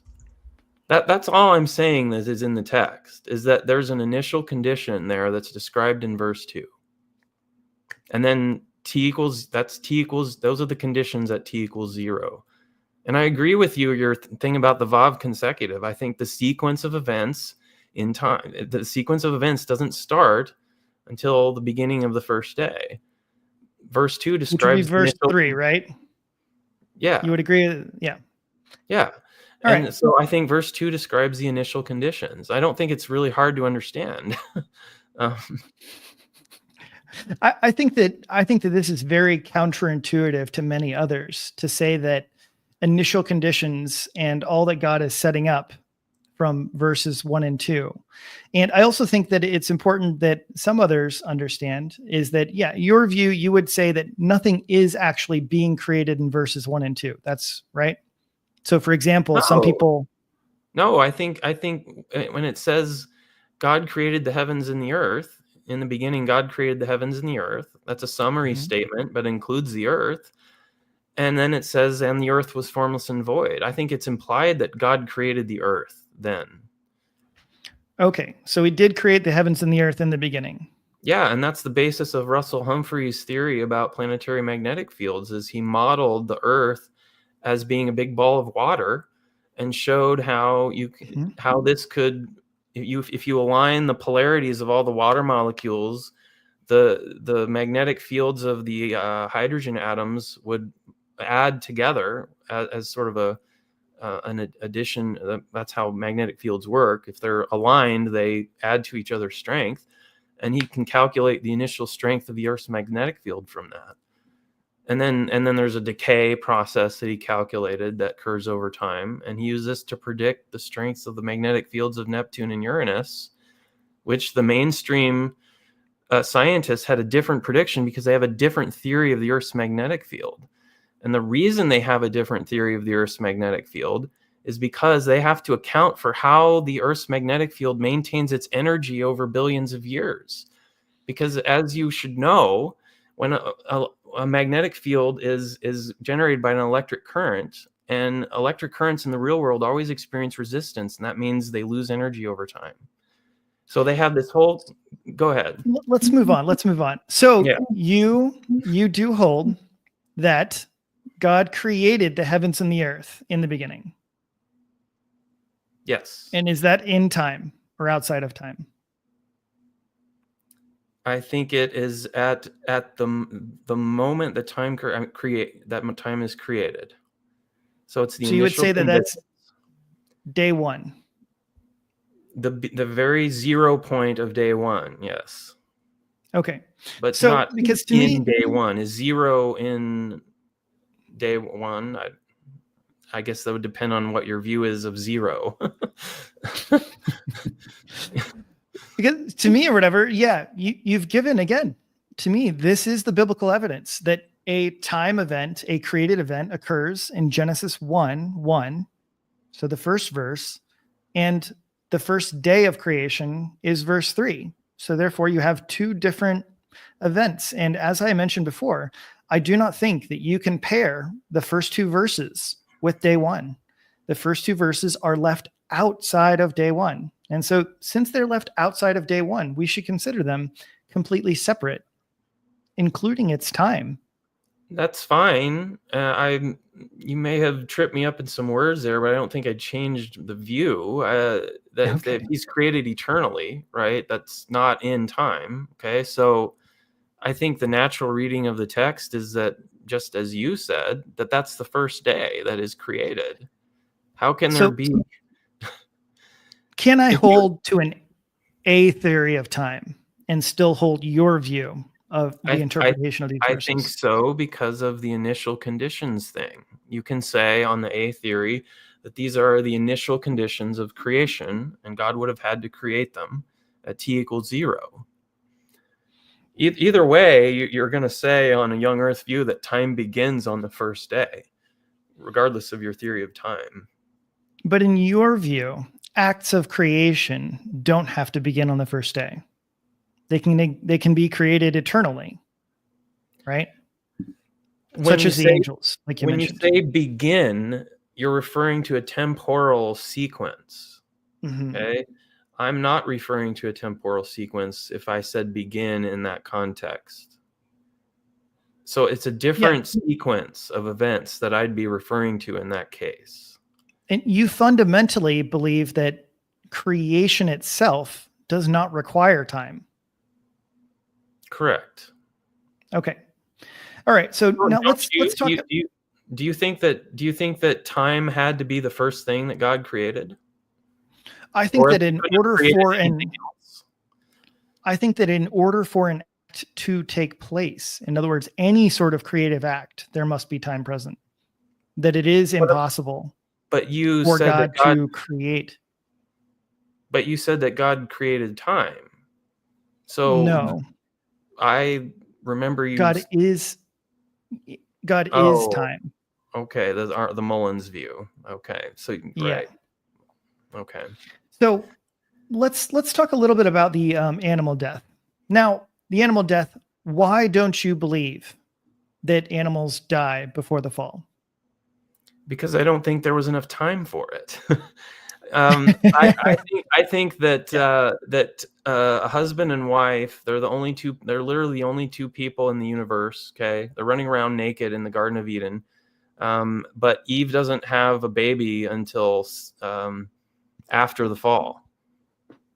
I think that's Right. very strong evidence that there wasn't a lot of time that passed between the creation of Adam and Eve and the fall. And Now, so I don't think there really.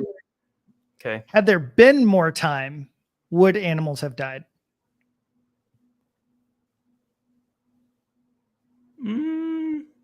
Maybe. Okay.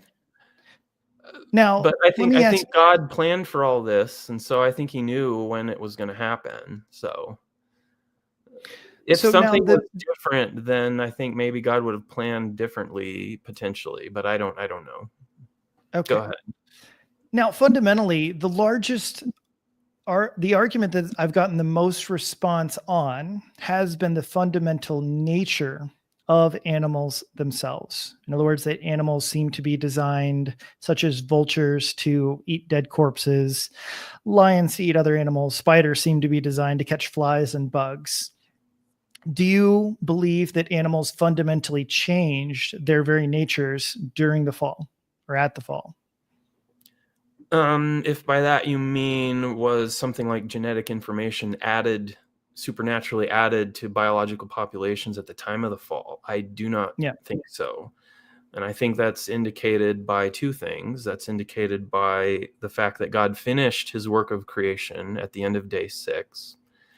Okay. And so I think what you mentioned is the other thing, that making animals carnivorous when before they were vegetarian, or designing a bunch of ecosystems and predator-prey relationships requires such a massive reworking of biology that this would require a new creation event if it wasn't already present in the initial creation.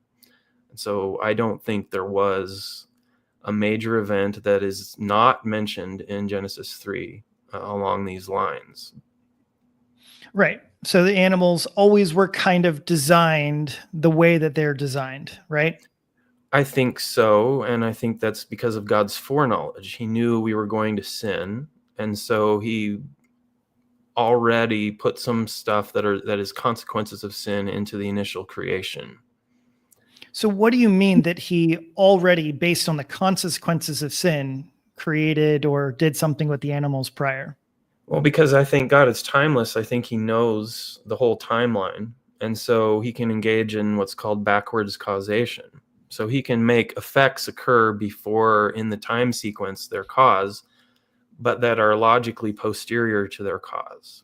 So he can do things that are temporally prior but logically posterior to things. So basically, you think the reason there was no animal death before the fall was because Adam and Eve fell really quickly before any of the animals got hungry. Something like that? No, I don't mean got hungry. I think most animals were capable of at least being herbivorous. So I would agree with a lot of young Earth creationists that think that, for example, sharp teeth is not necessarily an indicator of carnivory. I think that most animals probably could have eaten plants before. And I think carnivory is largely a behavior, not a genetic predisposition. So it's a feature of behavioral changes that occurred, maybe. But essentially, animals and the reason that they are predisposed to eating other animals is the result of backwards causation, and essentially because of the fall. Because of God's foreknowledge, he knew Adam and Eve would fall, that he then instituted backwards causation, which caused him to create the animals with the disposition to eat one another. Is that right? Yeah, and I think that also applies to human beings. I think he created us requiring the tree of life to live forever, knowing that we would sin, and knowing that he could then kick Adam and Eve out of the garden, and that would result in them becoming mortal. I think all that was planned in advance. I don't know of any Christians who don't think God knew that in advance. But there does seem to be a distinction between backwards causation, in other words, their sin caused events in the past to take place, as opposed to God simply kind of planning ahead. God caused those events in the past to take place. Mm-hmm. So God is the one who has to be involved if there's backwards causation, because he's the timeless being. Isn't it sort of a punishment, or a curse? So God's giving a curse or setting up a curse before the sin? Not logically before it. Okay. Not logically before. Yes. So you understand. Back to your theory of time. Well, there is a difference, right? If we're gonna say that sin is the cause of death, that has nothing to do with time, right? Well, I guess, depends if you're talking about like, okay, I'm going to die, but the cause of my death is a sin that I haven't committed yet.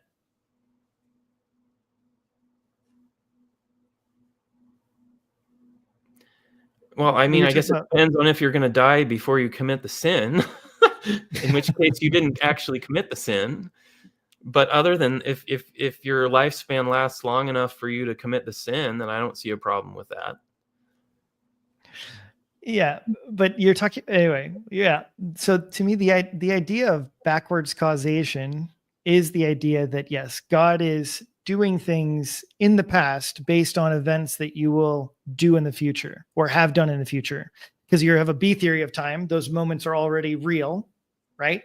And so you've already sort of done this. And so God is causing an event from the moments prior. And he's doing it logically prior because those events logically follow this sequence. Is that not adequate enough? I think you understand my view. Is there No, I'm just clarifying for the audience. I'm making sure that. So I know some of it may be rehashed from other conversations that we've had, but I think that the majority of other people are not nearly as familiar with either the theories on time nor what backwards causation entails. So I want to go back to Genesis chapter 1. And I know you say that I have not given any biblical arguments. So, and you would agree though, that you accept some of these patterns and would just say that as a young earth creationist, you can accept some of these other patterns as part of a young earth model. Is that right? What patterns are you talking about? So for example, you mentioned the framework hypothesis. Oh, yeah. Yeah. And I know a lot of young earthers who do. Like there's literally nothing about the framework hypothesis that contradicts a young earth view.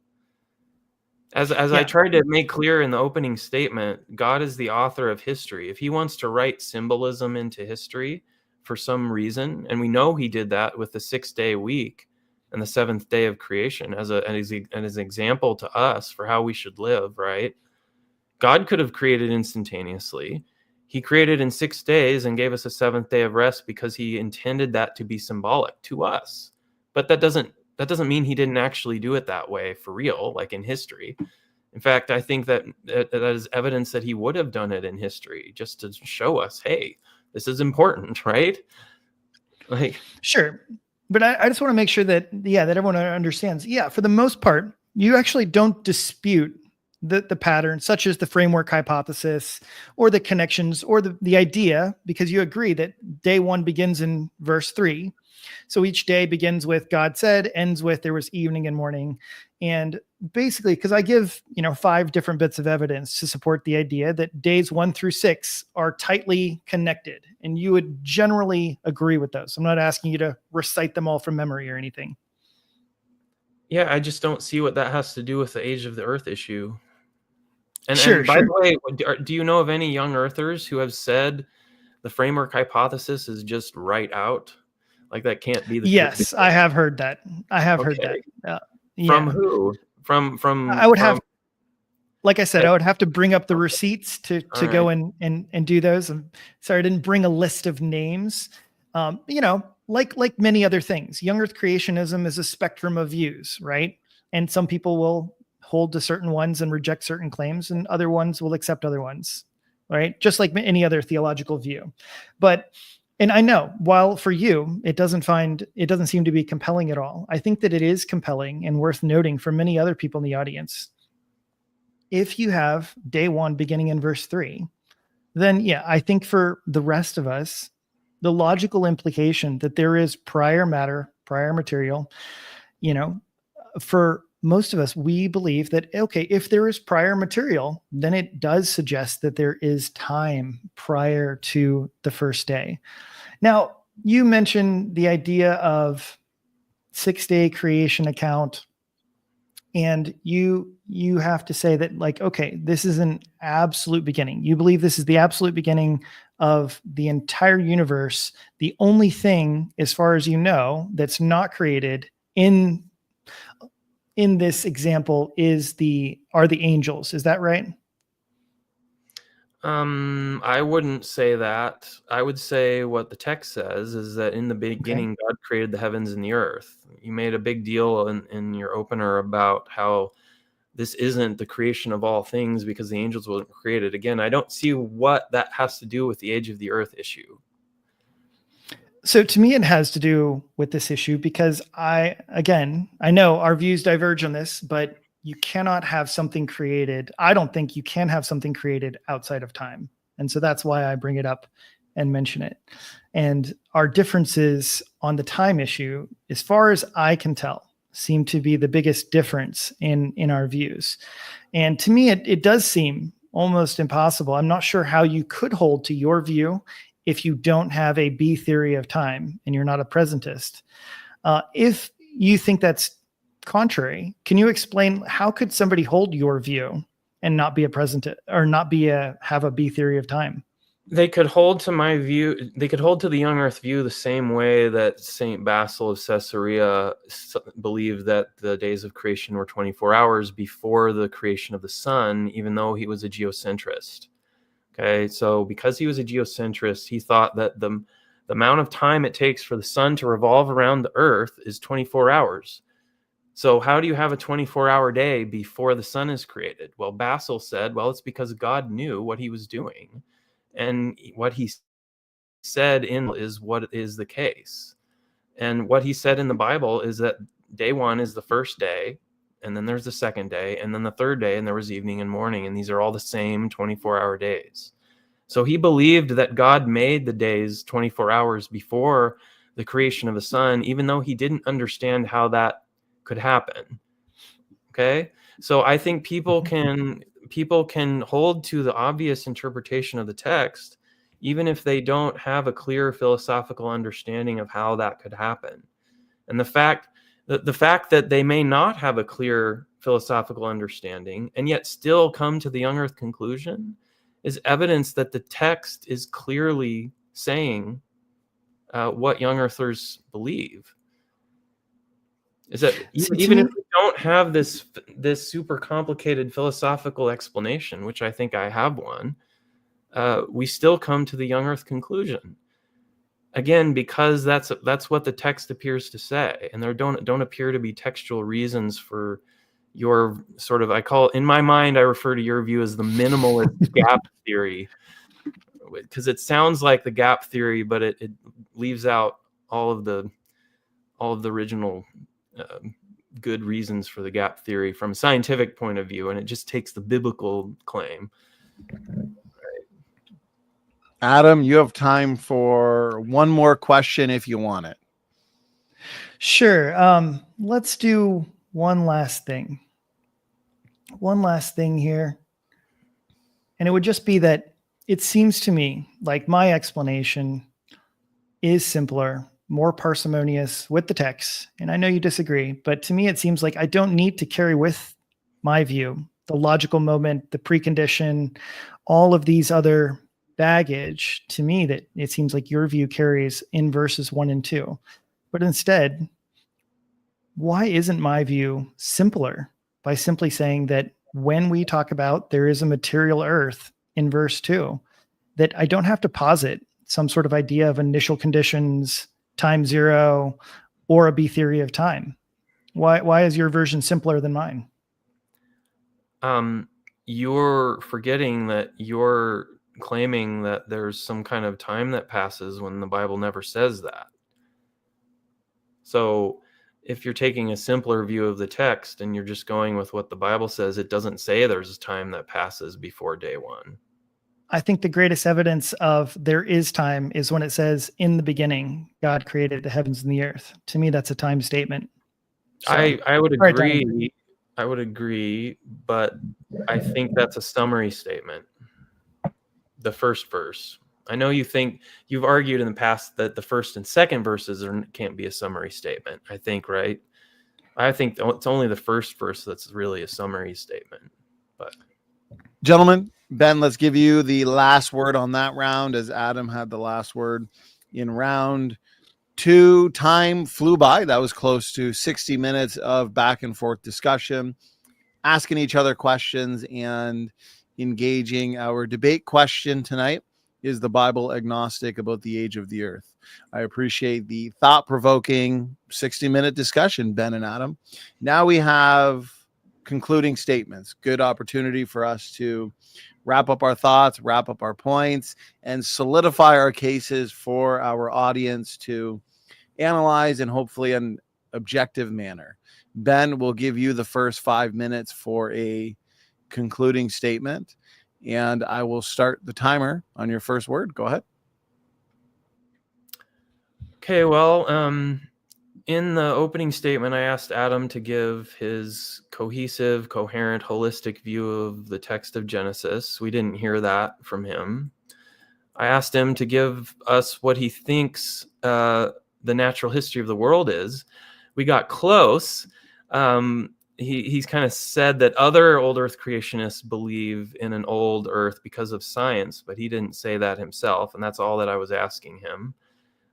Does he believe in an old Earth because of science?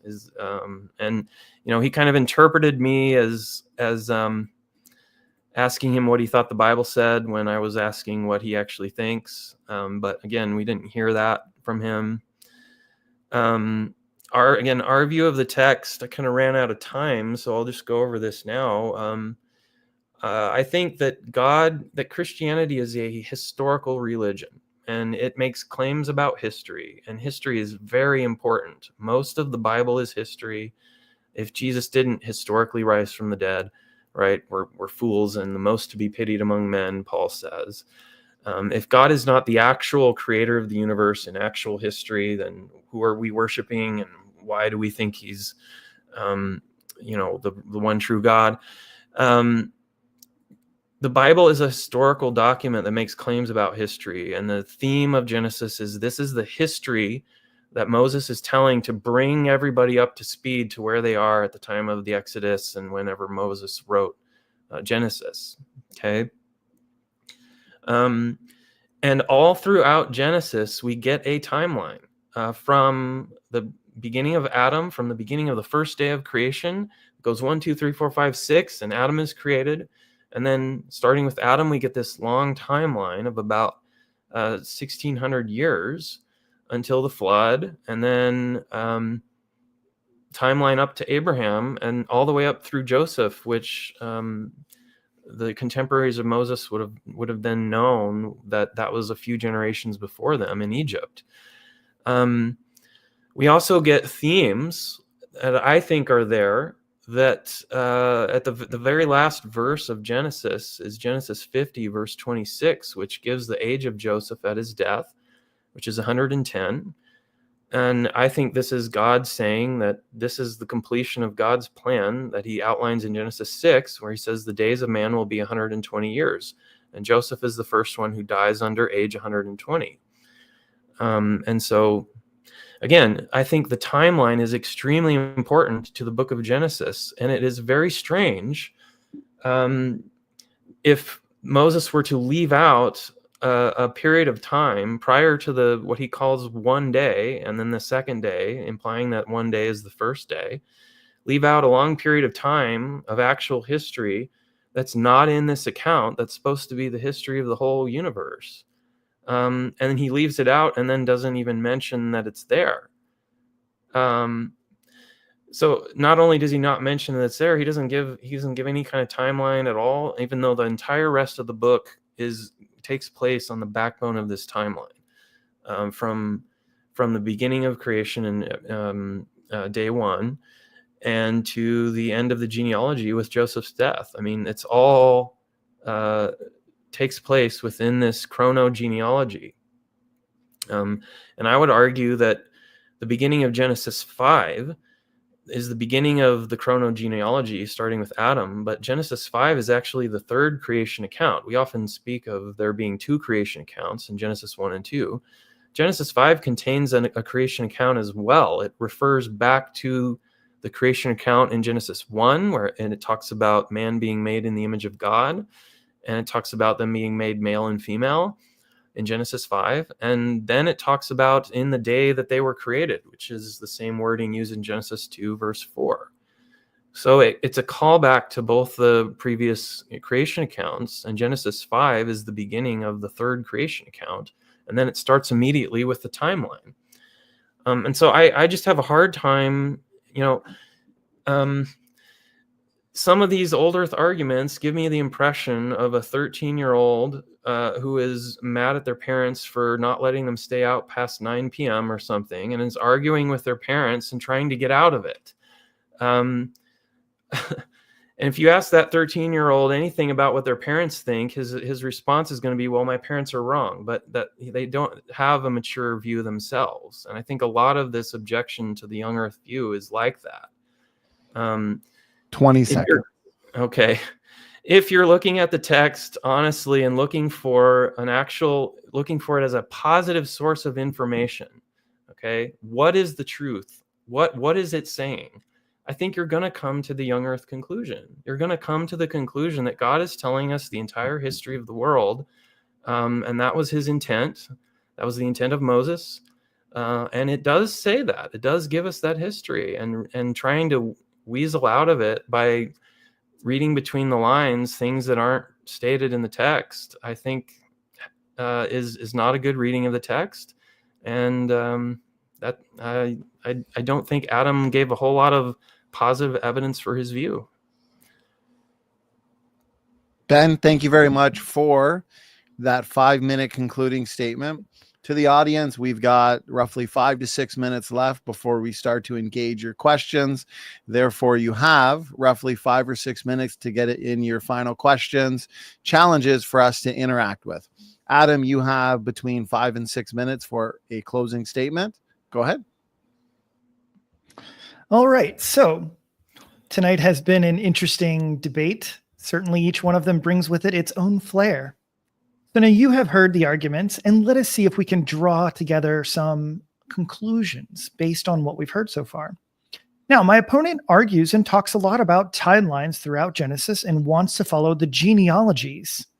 However, I find it as ironic that he considers all of the events to take place in specific times, except for the first 2 verses.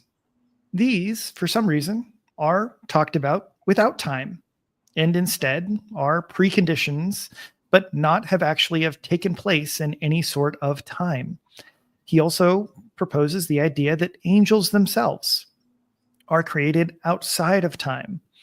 And so therefore, on these bases, we don't have to have things created inside of time, but they can be created wholly outside of time.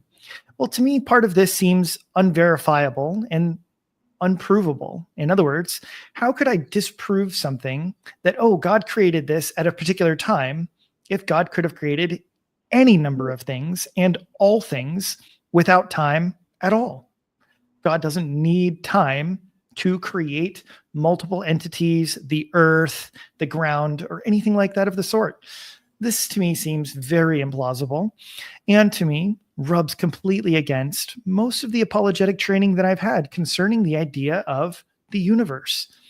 The universe and creation itself beg for an answer. Why was it created? How was it created? When was it created?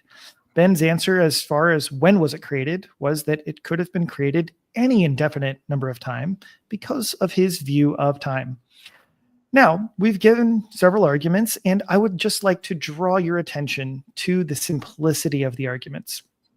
You see, I think that my explanation should be preferred. Why? Because I think that it is more simple than Ben's and more intuitive to the text itself. As opposed to positing logical moments and preconditions and all of these other notions, why don't we just read the text as it is? And I actually think that my version is much more preferable. What I've presented to you is a straightforward, clear, plain reading of the text. The arguments I put forward are right out of Genesis 1, and they are something that you can check and look behind. And I think the idea that saying verses 1 and 2 occur and exist outside of day 1 is extremely natural. When we look at the rest of the creation account, the first day of creation begins in verse 3. Ben and I agree with that. And in fact, Ben grants the vast majority of structure and patterns in Genesis 1. He agrees that days 1 through 6 seem to match up, and they do so outside of the first 2 verses. Therefore, if the first 2 verses are not some part of day 1, and the author has explicitly left them outside of day 1 in the text, then you should prefer my version. You should prefer to read the text as if these are already present, meaning that God created the earth, the water, and the darkness sometime in an indefinite period before the first day of the 6 days of creation. It is important to note that the 6 days of creation are not explaining and expressing the creation of all things. It's merely expressing this particular view. It is focused on the earth and how God shaped and molded and prepared it for mankind. This is why it doesn't mention the angels. And yes, of course, while Ben and I disagree about time, I certainly cannot agree that the angels have been created eternally in the past. Now, tonight, I feel like I have given several reasons why you should be agnostic about the age of the earth. I've proposed that the earth has materially existed prior to the first day of creation. And I think that we should follow the Bible where it leads. And so with that, I would like to leave with this quote from Michael Licona, a New Testament scholar. He says, "If I truly have a high view of Scripture, I will embrace it as God has given it to us, rather than insist it conform to my model, shaped by how I think he should have given it. If I refuse to do this, I may sincerely believe that I hold a high view of Scripture when I actually hold a high view of my view of Scripture." And so with all of this, you have heard the arguments. Judge for yourself what the Bible says and what it does not say, and see if I have not spoken to you the truth of the text. All of us are called to be Bereans and to follow Christ. And we may come to different conclusions, but I will tell you to follow the Lord Jesus Christ in full view of your own conscience and being led by the Holy Spirit. And I am grateful for this opportunity to be able to present to you this view on Genesis chapter 1. Thank you. Adam, thank you very much for that concluding statement. Gentlemen, that concludes our opening statements, our rebuttals, a 60-minute cross-examination or discussion, and 5-minute concluding statements. It was a comprehensive debate on the topic, And as I figured it would be, it was a very thought-provoking one as well. So Adam, Ben, appreciate the knowledge you have on these issues. Okay, we have a lot of audience questions here. I'm excited to get to them. I'm excited to see how you both engage these questions. We've had a very interactive chat and just a lot of engagement. So this is good. This is what we want. We want these edifying debates for the audience to enjoy. What we'll do is what we usually do. Whoever the question's for, they get to respond first, of course. Say it's for you, Adam. Ben, you can offer your thoughts, offer a rebuttal, however you'd like to choose your time. And then Adam would get the last word.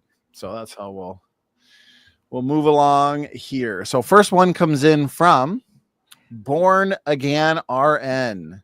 Thank you very much for the question, Steve Christie. And it is for you, Adam. Mark? Yes. Oh, sorry. Yeah, no, go ahead. Are you going to let me read it, or are you just going to? My apologies, Donnie. I'm sorry. No worries. You're forgiven. I was all ready. All is forgiven, Adam. I know how exciting it is to get to these questions. So, here we go. Let's have some fun with Steve's question. Appreciate it. Mark 10:6 says, "From the beginning of creation, God made them male and female," which is the Greek word in the LXX, Genesis 1:1, when God created the heavens and the earth in the beginning. Is this young earth creation? Go ahead, Adam. Yeah. So God created the heavens and the earth in 6 days from the material earth, water, and darkness mentioned in verse 2. And so I don't think this is a problem at all. And I have also said quite publicly that I actually lean towards the idea of a young Adam. In other words, you could totally hold the view that Adam was only 6,000 years ago, that Adam and Eve fell about 6,000 years ago, and most of this. And I actually feel like this is completely consistent with the view that the Bible is agnostic towards the age of the earth, since what I'm espousing is that the earth existed prior to the first day of the 6-day creation account. And so if you started day one of the 6-day creation account and count to now and arrived at, okay, it's 6,000 years, that's great. It doesn't change any of the arguments that I've put forward thus far, because the proposal then would be that, yeah, God created in 6 literal 24-hour days from the material that already existed, namely the earth that it mentions in verse 2. Thank you, Adam. Ben, floor is yours. Go ahead. I mean, I think Jesus Christ is referring to the common view of the text at that time, which would have been known by everyone at that point. We know that the Hebrew calendar, I think it's about 5,784, 85 years now. I might be out of date on that, but the ancient Hebrew view was a young earth view. And all Jesus is saying here is he's referring to that summary statement in Genesis 1:1. In the beginning, God created the heavens and the earth, and tying that to the creation of male and female I believe in verse 27. If Moses is referring to this account, all of Genesis 1, as the beginning, and I think Jesus is referring to that as well, I think that's the same account. I don't think that Adam is going to have a problem with this, as he said, because of his particular view. And the problem that I have with his view is that it's almost like perfectly constructed to answer this one question and no other questions. So is Jesus tying the creation of male and female to the first 6 days of creation? Absolutely. But the problem that Adam's going to have here with this is that he says there's this huge gap of time that's not in the text between Genesis verse 3 and the first 2 verses. And so he can just claim that this beginning period was a longer period of time, an unspecified period of time. But again, I don't see that in the Genesis text. So whatever Jesus is referring to here is he's referring to Genesis. So our argument is really about Genesis. Thank you, Ben. Adam, question was for you. You get the last word. Go ahead. Now, Ben keeps saying that I must be inputting this huge amount of time. But again, the topic of the debate is the Bible is agnostic on the age of the earth. I don't have to assert any amount of time, because what I am claiming is the Bible is not asserting any amount of time. Sure, somebody else could say and interject oh, there must be this massive amount of time. It could be that young earth creationism is entirely true, and that God had the pre-existing matter, earth, water, and darkness 5 minutes before day one. And so therefore the earth is 6,000 years and 5 minutes old. Okay, that's fine. What is the point that I am asserting and making is that the earth and its age are not told by the Bible, and that the Bible is not making some sort of major claim by it. And so, of course, I agree that Genesis is what Jesus has in mind and what he has in view. But I also do reject the claim that he says, oh, this was the understanding of all of the ancients. My understanding is that the ancients, what the ancient Jews thought, what most of the ancient Near Eastern cultures thought, was that the universe was made, shaped, fashioned out of material that already existed. And that the idea of creation ex nihilo means out of nothing is much more of a modern idea rather than an ancient one. Thank you, Adam, for the final word. Okay, next one's for you, Ben. Comes in from Mark. Psalm 90, verse 4 says, 1,000 years in your sight are like a day. If God's time is so different from ours, why insist that the 6 creation days correspond to human 24-hour periods? Yeah, so I didn't get to this, but I think that the debate between examples would be Ken Ham on the younger side and Hugh Ross on the older side has been very public and very indicative of the young earth, old earth debate for a long time. The problem is this: people start to think that the length of the days is a defining thing for the young earth view, and it's not. So Adam is an example of an old earth creationist who does believe that the days of creation are literal 24-hour days. That's Walton's view, John Walton's view, who was an old earth creationist. Another example would be William Lane Craig, who believes this as well. And there are young earth creationists who don't believe that the days of creation are 24-hour days. Then that would include a lot of the ancient Christians, like Augustine and Origen probably, or we know Augustine believed this. And so they're young earthers because they believe the earth is young, not because they think the days are 24 hours. Okay. Now, the specifics of Psalm 90, this is a psalm written by Moses, the only psalm written by Moses. And most likely what he's referring to here is a problem of biblical interpretation that shows up even in the Bible, when in Genesis 2, God says that on the day you eat of the fruit of the tree of the knowledge of good and evil, you will surely die. That's in English anyway. But Adam doesn't die on that particular 24-hour day. Rather, he lives to be 930 years old.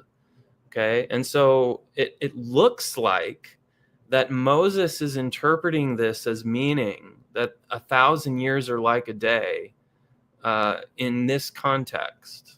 Okay, that and if you look in the context of Psalm 90, later on in the Psalm, he talks about our days are 70 years or 80 if we're strong, and it's almost like he knows that in the past people lived much longer than this, and that now we have this shortened lifespan. And so, and this also shows up in 2 Peter 3:8, right, where Peter says, "A day is as 1,000 for to the Lord. A day is as 1,000 years, and 1,000 years is as a day."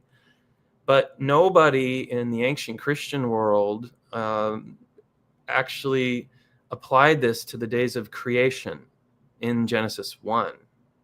Okay, that is a modern invention of the day age view made famous by Reasons to Believe and Hugh Ross. Okay, and they are the ones who are claiming that, well, because the days could be 1,000 years, that talks about Genesis 1. None of the ancients believe this, and you can look at one of my other appearances on Standing for Truth to talk more about this. Okay, they were trying to solve an issue in Genesis 2 and Genesis 3, not in Genesis 1, and that's what this reference might be referring to. Ben, appreciate it. Adam, over to you. Yeah, so this isn't really going to pertain to me particularly too much. But what I want to say is that while I'm not a gap theorist or a day age theorist is what I mean to say, is that I don't hold to the view that each day is a subsequent long age, or that there is perhaps a long age in between the days. I will just say that I'm sympathetic in the sense that the days of Genesis 1 and what Genesis actually says are interesting, where it ends with one day, second day, or like second day, third day, a fourth day, a fifth day, in which case there is a definite article for the days only in day 6 and day 7. In other words, it says the 6th day, the 7th day.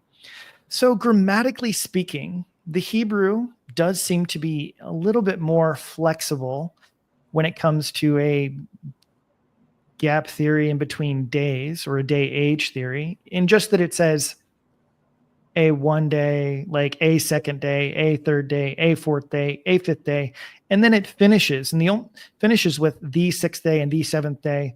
And so I just think that that's really significant, or interesting anyway, in the Hebrew itself. But aside from that, yeah, I don't have too much else to say about Psalm 90 and pertaining to this debate. Thank you, Adam. Ben, you get the last word. Question was for you. I guess I don't know, again, what the definite article thing proves. I don't know about the age of the earth issue. I guess, again, it's not really related to the question, but I just see a lot of arguments being made that are like the ones you make, Adam, that are designed to poke holes in a historical reading of the text, but don't really prove anything about the age of the earth.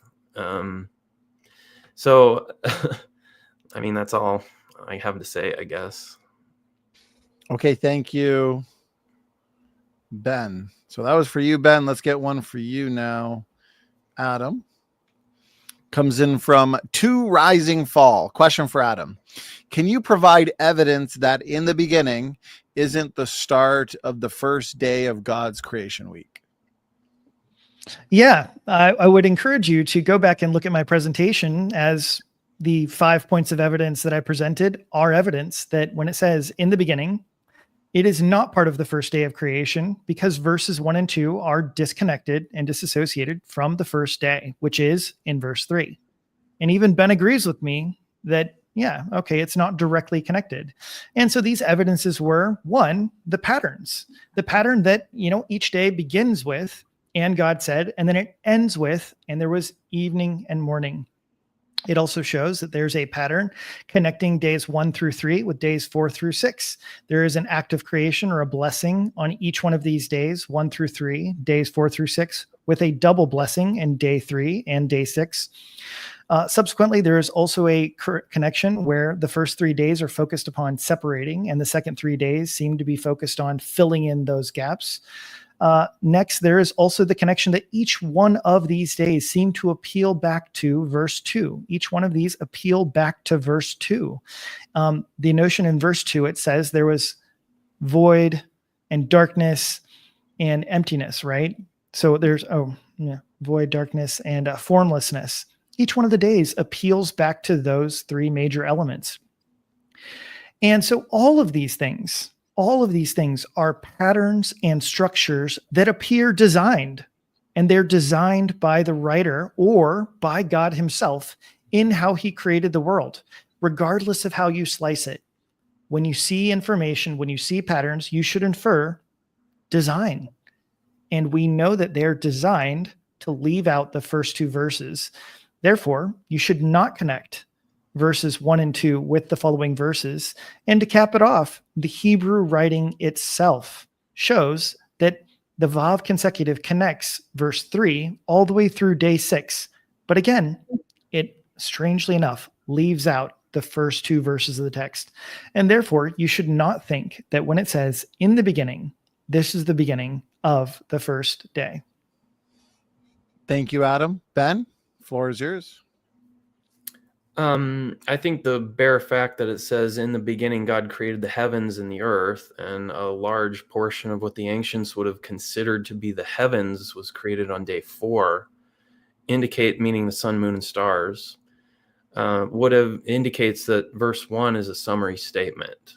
And it's very similar to Genesis chapter 2, verse 4, where it says something very similar, and it says it again in the first 2 or 3 verses of Genesis 5. So these are not indications that God is actually doing this at this particular exact moment every single time. Okay. I think this is a summary statement about the creation account in Genesis 1. I think I would defer with Adam. I think I've heard him, again, he didn't say this, but I think I heard him argue that against the young earth view that verses 1 and 2 are summary statements. And I don't think that. I think verse 2 is sort of an initial condition statement logically prior to the first day, that gives you the initial conditions of the first day. So I don't think that in the beginning means exactly the start of the first day. I do think, though, that it means the first week, because that's the summary statement of chapter 1. And so again, when Jesus says in the beginning, and when God says in the beginning, he's referring to this period of time where he created the heavens and the earth. And it says at the end of chapter 1 that he finished doing that. So when in the beginning means that first week of creation, I think. Thank you, Ben. Adam, you get the last word. Go ahead. Yeah, and my primary point is that there is something that exists prior to the first day of the 6 days of creation. And that's the distinction that I'm making, is that God has a very specific creation week, 6 days of creation. And the primary point that I'm making is that is not all created things. And of course, Ben's disagreement with me has to do with many other statements concerning time, because I believe that whenever God created the angels, there must have been time, and I believe that God did so in time. And so, to me, this shows that there are moments prior to the first day of creation. And so when God says in the beginning, yeah, sure, somebody could say that it's a summary statement. But to me, it is also a summary statement showing that there was matter. Yes. And I know Ben wants to point to the initial conditions, but there is matter prior to, and I believe created prior to, the first day of the 6 day creation account. And that when God creates during the 6 day creation account, he does so from the matter that already was present. Thank you, Adam. Okay, let's move to the next question. It's another one for you, Adam. Comes in from John Feather. Why do you interpret Job 38 verse 7 as referring to the angels when the Bible indicates in Hebrews 1:5 that the angels are not the sons of God? Job 38:7 specifically says, when the morning stars sang together and all the sons of God shouted for joy. Yeah, so this is a much more interesting and in-depth question, but I guess it really depends on what it is they're referring to. So perhaps what he means, now I was not being careful with my language in referring to the angels. Would he prefer, or would he accept instead, the watchers or the sons of God? Because if you just want to be detailed and say that, well, the angels are the messengers, but the sons of God are the higher divine counsel that God has. Maybe if I could clarify, some people would say, so if you go back to verse 6, I think this is where he's going with it. Whereupon are the foundations thereof fastened, they would equate that, like a parallelism, they would equate that with the morning stars, the angels at the creation, or who laid the cornerstone thereof. And then some people would equate that with the sons of God shouting for joy at the death, burial, and resurrection of Jesus Christ, right? The cornerstone. So some would view that as a prophecy of Jesus, and therefore the sons of God referring to believers in the future shouting for joy at the resurrection of Christ. So And I'm that not would be sure. the position I take as well. So he's basically arguing that sons of God there could be referring to believers, right? We're all sons of God through faith in Christ Jesus. So to clarify, I think that's where he's coming from. Like, basically, how would you prove that the sons of God in that verse are angels and not just believers? I would appeal to the earlier chapter of Job, when God is up in the heavenly council and the sons of God gather together and Satan came with them. Yeah, they so would. The language. And someone who would say sons of God or believers would say that's believers as well. Because that verse also doesn't say angels, right? So I guess from Job 38:7, how would you get angels out of that? Are you saying you have to go elsewhere in Job? Well, do you accept Heiser's view, Adam, on this, the divine council worldview? Okay, that's where he's getting it, Donnie, is Heiser's divine council thing, which is a whole I don't think thing. I don't think sons of God. In verse 36, it does say who laid the cornerstone thereof, and we know cornerstone is a reference to Jesus. So some would argue, and I think that's what John Feather's arguing here, because I am aware of this view, that is a prophecy of the laying down of the cornerstone, the death, burial, and resurrection of Jesus in the future.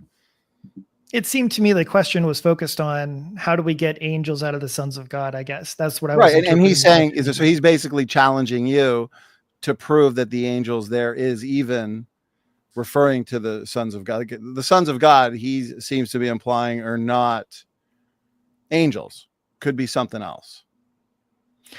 Yeah, so this would probably go much better in one of my other debates in which we talk about, do saints go to heaven right away, it sounds to me. Because certainly I don't believe that we have any saints going to heaven from the Old Testament. And so therefore, yeah, I find it very difficult to hold the view that, okay, that there is some sort of notion of saints being referred to as the sons of God sitting in God's throne room when Satan is approaching in the book of Job. And so, yes, I take the view that it is the angels that are being referred to. Or, yes, if you want to be more detailed, they are not necessarily angels, but some other sort of divine beings. If, you want to look into Michael Heiser's view, and that's what's in view when Satan is coming into the room. I think he's equating it. So he equated it here with Hebrews 1:8, but under the sun, yes. he say it. So he's basically saying that because Hebrews is talking about. Yeah. So he's saying at no time has God ever called an angel a son of God. So how can therefore son of God here be angels? Adam, does that make sense? His point here? Yeah. I just think that this is, if you want to be very literal, to which of the angels did I ever call son? Right. That's what Hebrews is referring to. And so, I think that this is a very interesting notion, but I think that certainly when it is calling the Son of God, Jesus, Son of God, that it does so certainly in a different way. Because if we just want to look at this on a flat reading, I think that it destroys all sorts of notions, because he calls us sons of God. We are children of God. And so we are adopted into God's kingdom. And so I don't think that we should be so monolithic when we see that statement in Hebrews. He is trying to make a significant point that there is a distinction between Jesus and the other angels in this unique relationship. But I don't think that he's just trying to be really wooden with the term sons of God. Okay. Appreciate it, Adam. I'll avoid the temptation of pushing back because I'm the moderator. I can't be debating you here, Adam. We can debate later, Donnie. Anytime, man. Right there would be a good debate. Who are the sons of God? You just gotta call my buddy Donnie Badinsky. He's over at Standing for Truth to set something up. I'm gonna perform a whole genome duplication and have myself as moderator and as debater. You'd need a whole There you lot go, more there than you go. that to clone yourself. That's true. That's true. Ben, my good man, over to you if you had anything to add or any thoughts. Yeah, the term sons of God opens up a huge can of worms. The first time it's referred to is in Genesis 6, where it says the sons of God saw that the daughters of men were beautiful and married them, right? And it's implied that the sons of God are evil in that verse. And in fact, some people claim that the Nephilim are the products of this. In fact, the most popular view of the text in Genesis 6 is that the sons of God are demons, and that demons came down and literally married and procreated with human women, and that the Nephilim are sort of these half angel, half human offspring of the sons of God and the daughters of men. So this isn't really again, it's one of those things that has been an issue in biblical interpretation for a long, long time, way before any old earth views came around. My own view, I disagree with the divine council view of Heiser that Adam takes, but I would also say I think the sons of God is a term that refers to beings that don't have a human father, and that would include angels and demons, and it would also include Adam is called the Son of God in Luke's genealogy in the Gospel, and of course Jesus Christ. And so when the Bible says sons of God, it could be referring to any of these people, I think. Are you familiar, out of curiosity, with Dr. Jason Lyle's view on Genesis 6 being the Sethite theory? I'm familiar with the Sethite theory. I don't like that interpretation, Okay. but I'm familiar with the Sethite view. Yeah. Well, to those that love that topic, Sethite line, right? Yeah, right. It is basically unbelievers, the wicked line, and the godly line coming together, commingling to create a generation where you basically have unbelievers and believers intermarrying and reproducing. But to the audience who enjoys that topic, I enjoy that topic.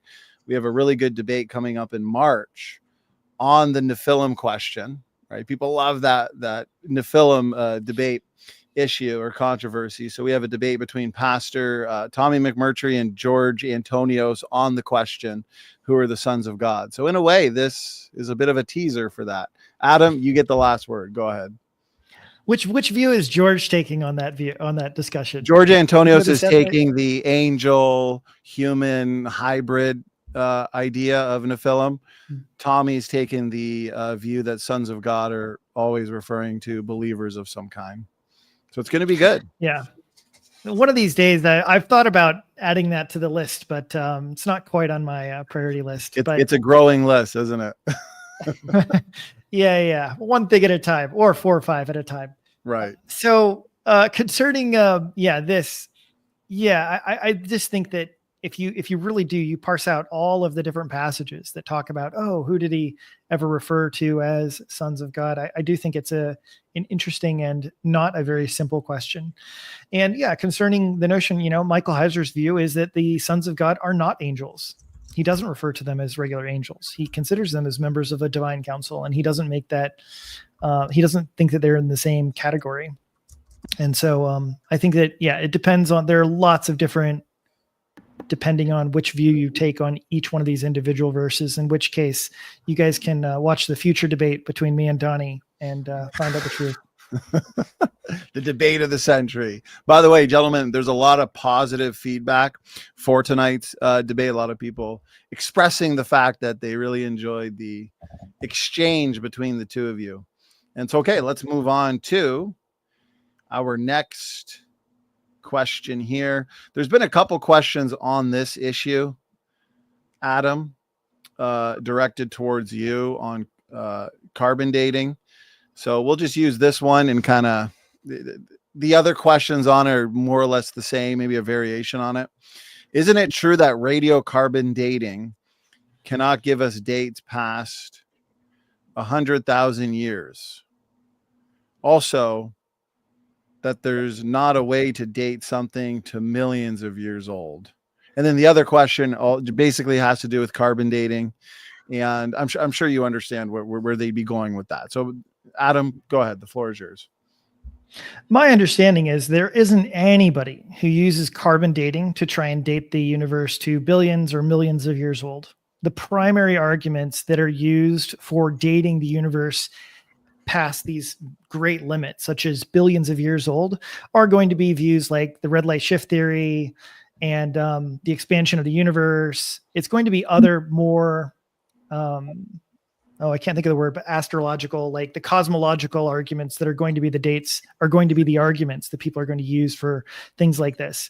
So the carbon dating and those other types of dating methods, I just don't think are used at all to try and date the universe or the Earth as far as these other things. Because, for example, most people do date the Earth to billions of years old, and they don't use carbon dating to do any of those things. Appreciate it, Adam. Ben, floor is yours.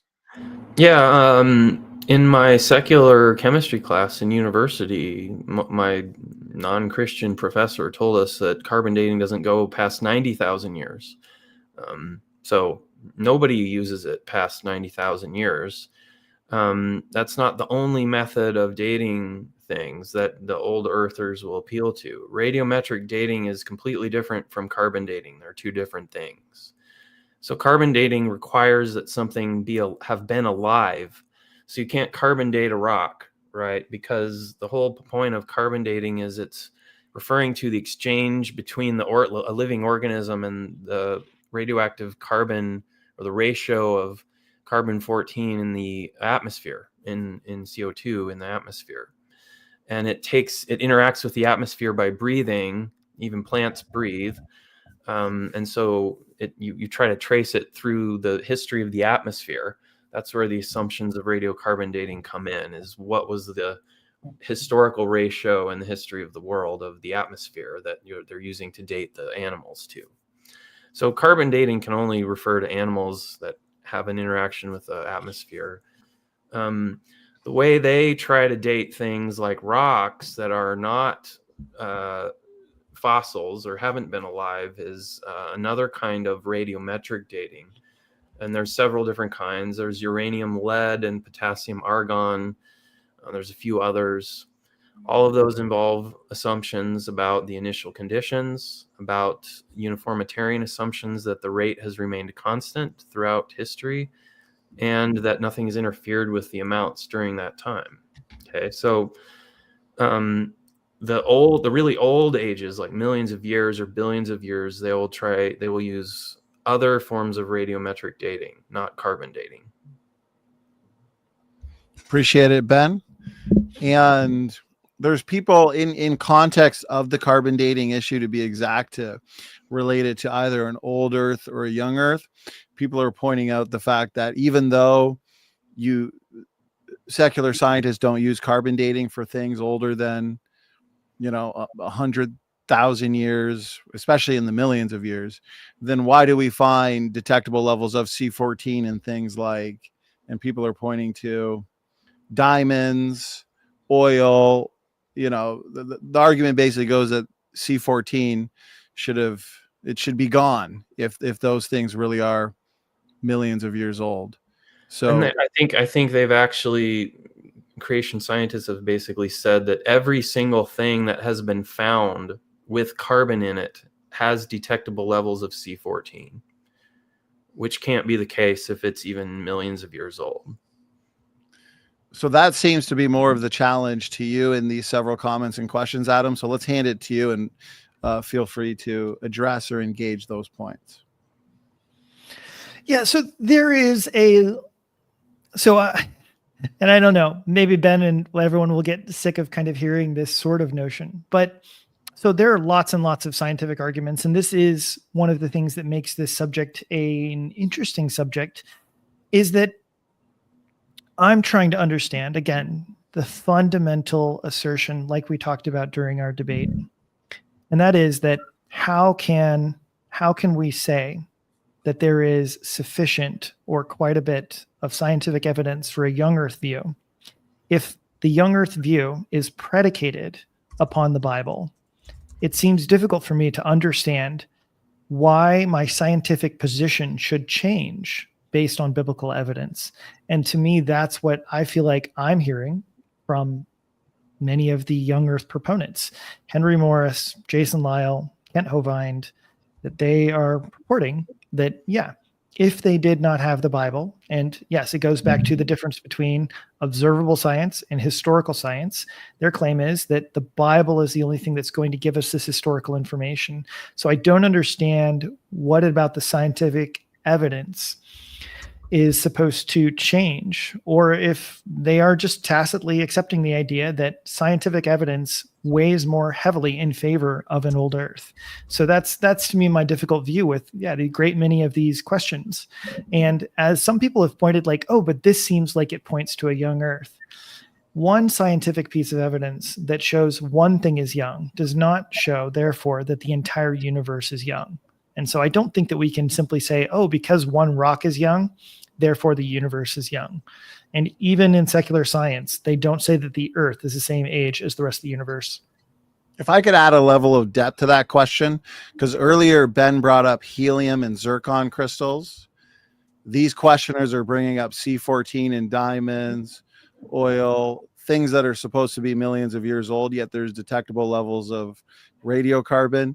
There's been other instances where people would bring up coral reefs.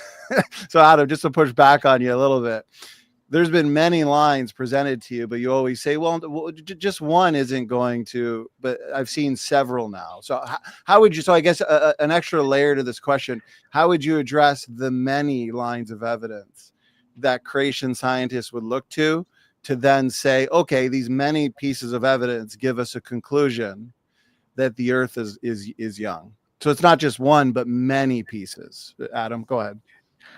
So to just go ahead and post everyone on social media that young earth creationists believe in zircon crystals. That's the best way to, no. Like, forgive me, that's a joke, because for most people that sounds bizarre. But here's can my you reiterate here's my what? So can you reiterate what Yeah. Ben said earlier about why creation scientists would look to helium and zircon crystals as being a strong piece of evidence for? And not to put you on the spot, but are you familiar with the overall argument of helium, the helium challenge, Adam? So yeah. So number one, yeah, I am not an expert in science. And no, I do not have the same scientific expertise as Ben. And so, no, I don't know this particular argument. And my struggle is for those that do know it and articulate it and hold it, I don't understand. My big problem here is that for all of the young earth creationists, I don't understand why I should take these arguments quite seriously. If they say, if they didn't have the Bible, these arguments wouldn't convince them the earth was young. So if you can't could, understand. as moderator, because I'd like a citation for that, because I've never heard Kent say that. I've never said that. Okay. I've never heard Jason Lyle say that. He's been on a couple times. So maybe, what we'll do is hand it to Ben and allow him to respond. Have you said that? And maybe you have. I don't know. I know I haven't, but Ben, let's give you the opportunity to respond. He's asked me that question, and I've said probably I wouldn't be without the Bible. But to me, that's sort of like saying, what's the strongest evidence for your view? And you tell someone what the strongest evidence is. And then the person asks you, well, if that piece of evidence didn't exist, would you believe this? And you're like, I don't know, but maybe not. Like, that's not surprising at all to me. What I don't understand about Adam's argument here is why he seems to think that we can only believe what we do because of a single argument or piece of evidence. Why can't we have a cumulative case for our belief where a bunch of different things we think adds up to a very strong case cumulatively? Cumulative cases are very common in philosophy and theology and anywhere else. So we can say we have all these scientific evidences that give us confidence that our biblical interpretation is correct and acceptable. I don't see why the fact that some of us might say that without the Bible we wouldn't be a young earther means that that scientific evidence does not add to a cumulative case for a position. Do you understand the concept of a cumulative case, Adam? Go ahead. Adam. Yeah, of course I do. Of course I Okay. understand the argument for a cumulative case. But just as you said, you do think that you would not come to the conclusion of a young Earth without the Bible. Maybe. Okay. All that's doing is admitting that I think that the Bible is the strongest piece of evidence that exists for the specific 6,000 year age of the Earth. I don't understand what changed about the scientific evidence. Did something change about the scientific evidence? To me, that doesn't make sense. To me, if the science is strong enough, then I should arrive at the same conclusion with or without the Bible. And I think this goes back to what I was trying to say before in anticipation of all this, is that young earthers think that there is this major distinction between historical and operational science. And historical science requires a ton of assumptions to get actual ages to things, like tree rings. We have to assume that there's a certain number of rings that grow per year, which may not be correct. We have to assume that we can count these layers in ice cores, that we can see the layers, and these are very arbitrary things. We have to assume that the radiometric decay rate has been constant throughout all of history. We have to assume that the expansion of the universe has been constant throughout history, and that it actually must have expanded from a singularity. Those are all assumptions. Those are not things that you can show scientifically. You can make arguments for them and present evidence and all this. Like the main piece of evidence for the Big Bang Theory was the discovery of the cosmic microwave background radiation. And there was this big deal about how accurate this prediction was about the temperature of it. But the accuracy of the prediction was 5 Kelvin, and the measurement was 2.73. Okay, so scientists believe things about scientific methodologies about the past based on assumptions and predictions that are in a factor of 2 off. It's common that scientists overstate the confidence that they have in historical claims based on scientific arguments. And young Earth creationists would take the position that we should not have that high level of confidence in historical science. Does that make sense to you? I mean, like, no need to. I would just probably reiterate most of what I've said. Like, I mean, I know, yes, there are presuppositions that we begin with when we start with things, but how we get to these conclusions, I'm struggling to see how this is going to work. Now, Donnie, would you like me to post quotes in the chat, or what would you prefer? How would you like me to, or just read a couple? If you'd like to, well, you can do both if you want. Either way. Okay. So as an example, I think Jason Lyle says this, right? He says, what do we see is consistent with thousands of years. So what is he pointing to? He's talking about scientific evidence. Of course, there are lots of other lines of evidence I could mention that are indicative of youth. I don't offer these as proof because, as I mentioned earlier, you can't prove scientifically the age of something. Just that I'm showing you that there are inconsistencies in terms of uniformitarianism and naturalism. Jason Lyle's talks, he has often said that he believes he can only offer things that are consistent with 6,000 years. However, scientifically, there is no official evidence that can be weighed one way or the other.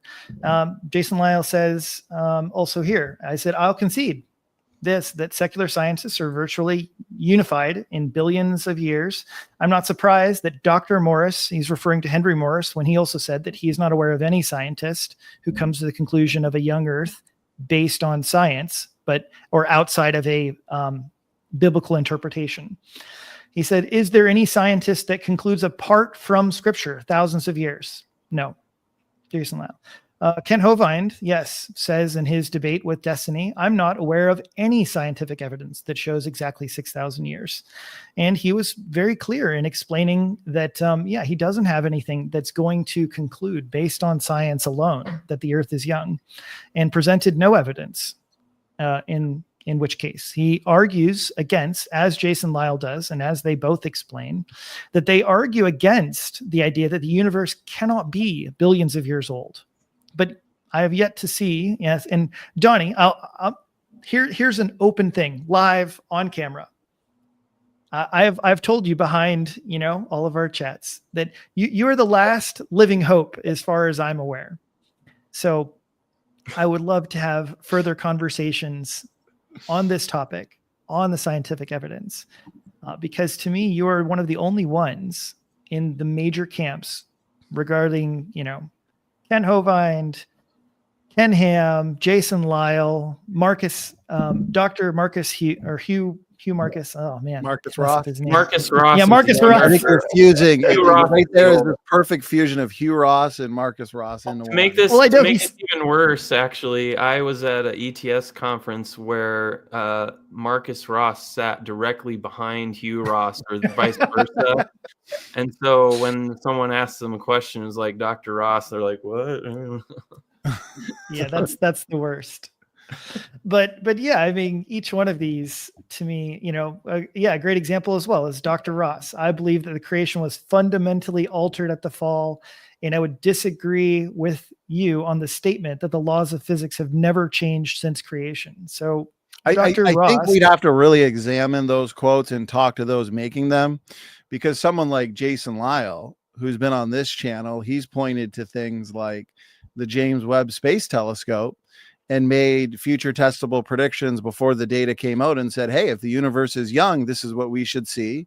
Then the data comes out and it's consistent with what Jason Lisle said should be true if the universe is young. And so there's a confirmed testable prediction. So, these scientists, when they speak about things like you can't prove the earth is young, you can't prove the earth is old. And this is something we could have a discussion on because I am the moderator.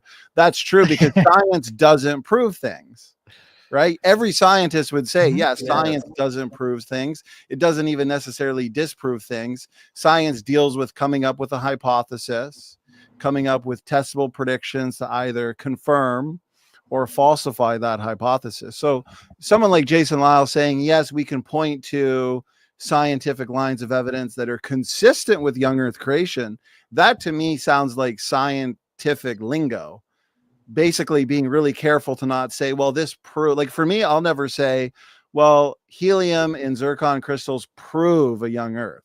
No, I would say it's supporting evidence or it's consistent, because again, science doesn't prove things. So when I interpret what someone like Jason Lisle is saying, that's how I'd interpret it. I could be wrong, but that's what it sounds like to me. Ben, what are your thoughts? No, that's not just a young Earth thing. Most scientists who are careful in what they say will not use the word proof. They will use the word demonstrate. Okay, so when they talk about an evidence for a theory, they'll say this demonstrates this theory. Okay, they will not say prove, because proof implies a logical proof or like a mathematical proof, and those just don't exist in science at all in any way. Science, and the reason, I can tell you the reason is because we've had enough history with modern science to know that over and over again in the history of science, scientists have thought that they had the right theory, and they said, this is proven, this is absolutely truth. In fact, Immanuel Kant claimed that Newtonian mechanics was not just proved to be true, it was necessarily true, meaning that God himself could not create a physical universe where Newtonian mechanics was not the case. That's what necessarily true means. So they were so convinced of Newtonian mechanics, and yet 100 years, a little over 100 years after Kant, all of a sudden that's no longer the consensus view of gravity. And why? Because we observed new data. We observed new things that came along that showed our previous theory was inadequate and suggested a new model was better. And that's why scientists think in terms of inferences to the best explanation. We don't say that this is the ultimately true theory or whatever. They say this is the best explanation that we currently have for the data. We think this is the best theory out of all the ones we know of. And there may be unknown theories that some future Einstein comes and figures out in the future that is better. We don't know. That might happen. So they're leaving it open, right? So they don't say things like prove, or they don't even often anymore call them theories. The term is often used to be used as models nowadays, which is a softer term. And it's because we have this long history of people confidently declaring we know the truth scientifically, and and then that gets thrown in the dustbin of scientific history because of new observations. Science is open to new data, and we have to remain open to new data and remain humble about scientific claims. And I think young Earth creationists have a natural affinity for that position. Because we understand that the limitations of science. And I think the problem in our society is there's a lot of lay people who don't understand that and think that science is this black box that magically gives us truth about the world. And learning more about it helps you understand its limitations. It's like anybody, I can't even remember where this comes from, but like the more you know you don't know, you know? And so that's really an intellectually humble position and a mature position to say, look, this might be evidence for this or evidence for that, but it's not proof. I think that's a better understanding of science than most people in our culture have. Let me just, I just want to clear this up a little bit because I don't want to be misrepresented from this point forward. Not saying that you guys are intentionally doing any such thing, but yes, of course, I certainly understand the difference and the philosophical difference between proof and evidence, models, creation views, all these things. What I'm hinging on is not the idea that, okay, there's like none, like all the scientific stuff, like, oh, like I'm discrediting it all. Like directly or anything like that. But what I am hinging on is the idea that as far as I can tell, and yes, I do not believe that I am taking them out of context when I make these quotes, but I am getting at the heart of what it is they are claiming and saying is that their view scientifically, their view, conclusion of how they would arrive at the conclusion scientifically does hinge or change based upon their biblical interpretation. That's what I'm saying. And if that's not true, I would be very interested. That is my understanding of exactly what Jason Lyle is saying, is that if he did not have the Bible, he would come to a different conclusion. I don't think that's what he's saying. I think he's saying if he did not have the Bible, he might not be a young earther. That doesn't mean he would come to some different conclusion about the age of the earth. I mean, to me, that's did I miss something? To me, that sounds contradiction. He wouldn't be a young earther. That doesn't mean he would come to a different conclusion about the earth. You see, this is why I'm not sure that you're really getting the difference between evidence and proof, right? Because you think he has to have a view of the age of the earth because science will give us all the, like science is this magic 8-ball that any question you ask it, you shake it up and it'll give you an answer. Science doesn't always give us answers to the questions we would like to ask.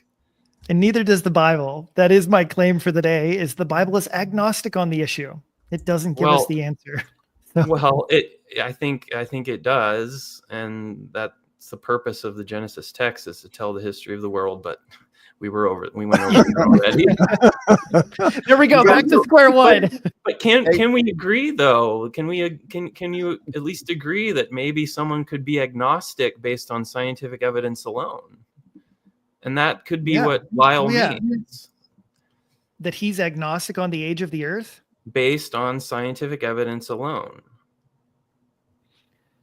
So that I would be interested in that, but I would say that that's conflicting. Because basically, to me, that would be the conclusion that science is not giving us information, or it is not telling us the earth is young. And therefore, he's concluding that the earth is young based upon the Bible and not science. But he would be saying that science is not telling us the earth is old necessarily either. And all he's giving is evidence from science that supports. He's not agnostic, right? I know that. But based on the Bible, he thinks the Bible says that gives us the age of the earth. And then he uses scientific evidence to support it. And most of the time, young earthers are using scientific arguments. Like Lyell's biggest issue is the anisotropic synchrony convention. Why? What is that? Mm-hmm. That's a defense against an argument against the young earth view that's coming from science. Okay, so that's just defending the young earth view from a scientific argument. It's not necessarily that Lyell is saying this is knockdown proof or really awesome evidence that the earth is young. The ASC doesn't give you an age for the earth or the universe. In fact, what the ASC is just a different timing convention that is allowed within special relativity. So that may be what he's talking about, is that the ASC itself doesn't give an age for the universe or anything like that. But that doesn't mean he would say that scientific evidence for an old Earth is overwhelming. Does that make sense? Well, I mean, just arguing against old Earth views and positions. My point is that his view of the age of the Earth is largely just based upon the Bible. And if you don't have the Bible, then his view of the age of the Earth would radically change. That's my understanding. That's my understanding. Yeah, and if you didn't have science, right? If science didn't exist, most old Earthers would not be old Earthers. We lost him. I think Adam was raptured. Well, we'll see if he's sent back to finish the debate, at least the closing words. That's been a lot of fun. I appreciate you both, Ben and Adam, if Adam's listening, but he'll probably be back soon. The banter, the in-between question discussion, allowing me to add some clarifying questions, and he is back. Adam, you left us in suspense, but gentlemen, I gotta say 3 hours has flown by. I feel like we were just backstage discussing details before we start. Adam, I was just saying you guys are good sports. I appreciate the banter. I appreciate you engaging my points of clarification.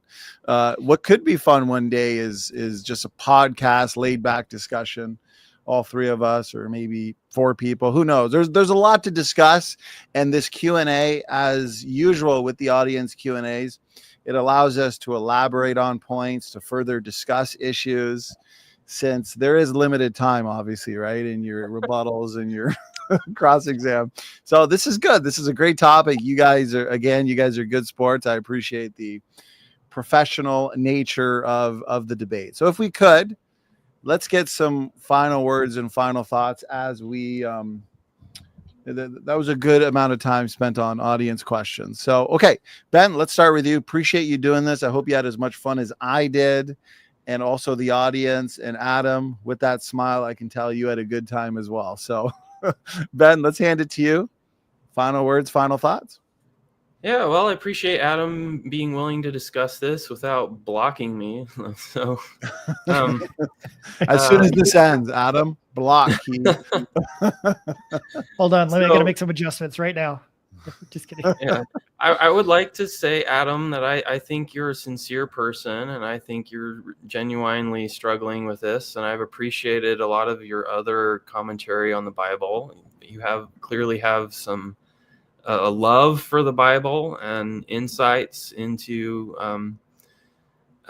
clues in the Bible as to what things might mean, and I always find your takes interesting.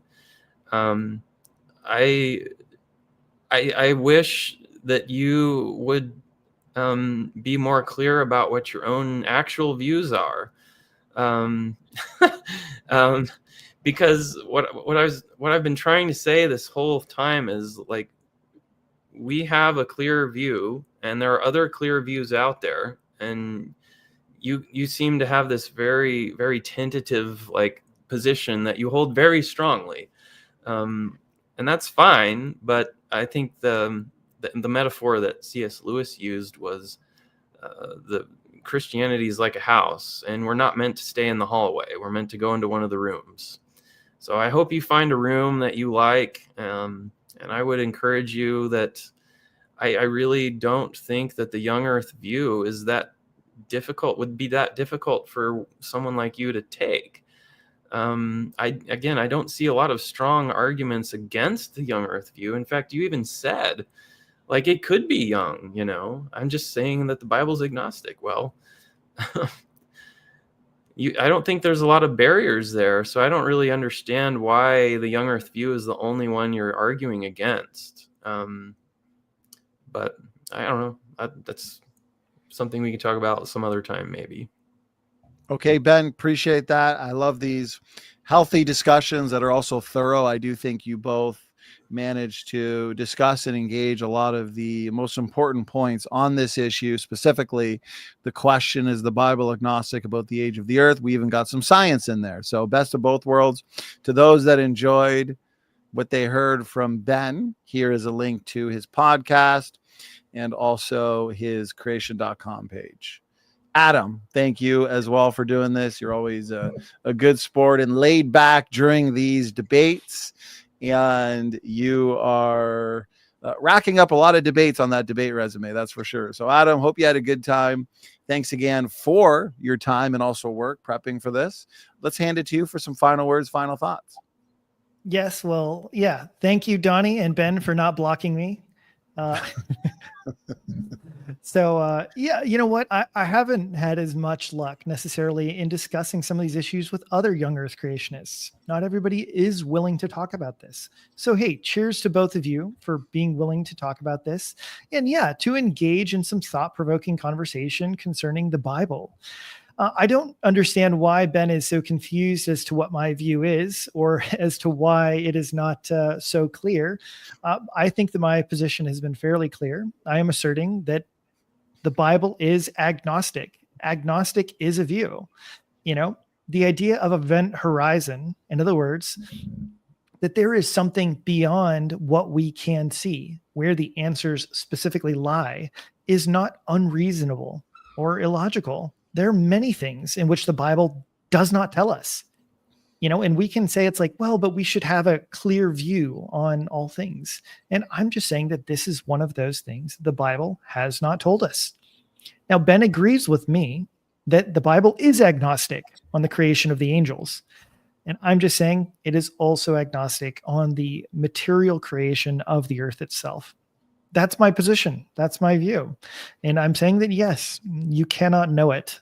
You cannot know it from the Bible. And certainly, yeah, Ben wants to know, why don't I shoot at anyone else besides the young earth creationists? Well, because as far as I can tell, they're the only ones who are asserting from the Bible a clear, definitive age. Now, if there is an old earther that wants to debate me, I'm more than happy to it. So, Donnie, if you find somebody out there that's like, yeah, that's right, I want to take a crack at Adam, by all means, set it up. But most old earthers arrive at their conclusion not from scripture alone. They arrive at their conclusion through scientific arguments. They mostly propose that the Bible allows for an old earth. And they don't make a hard line claim.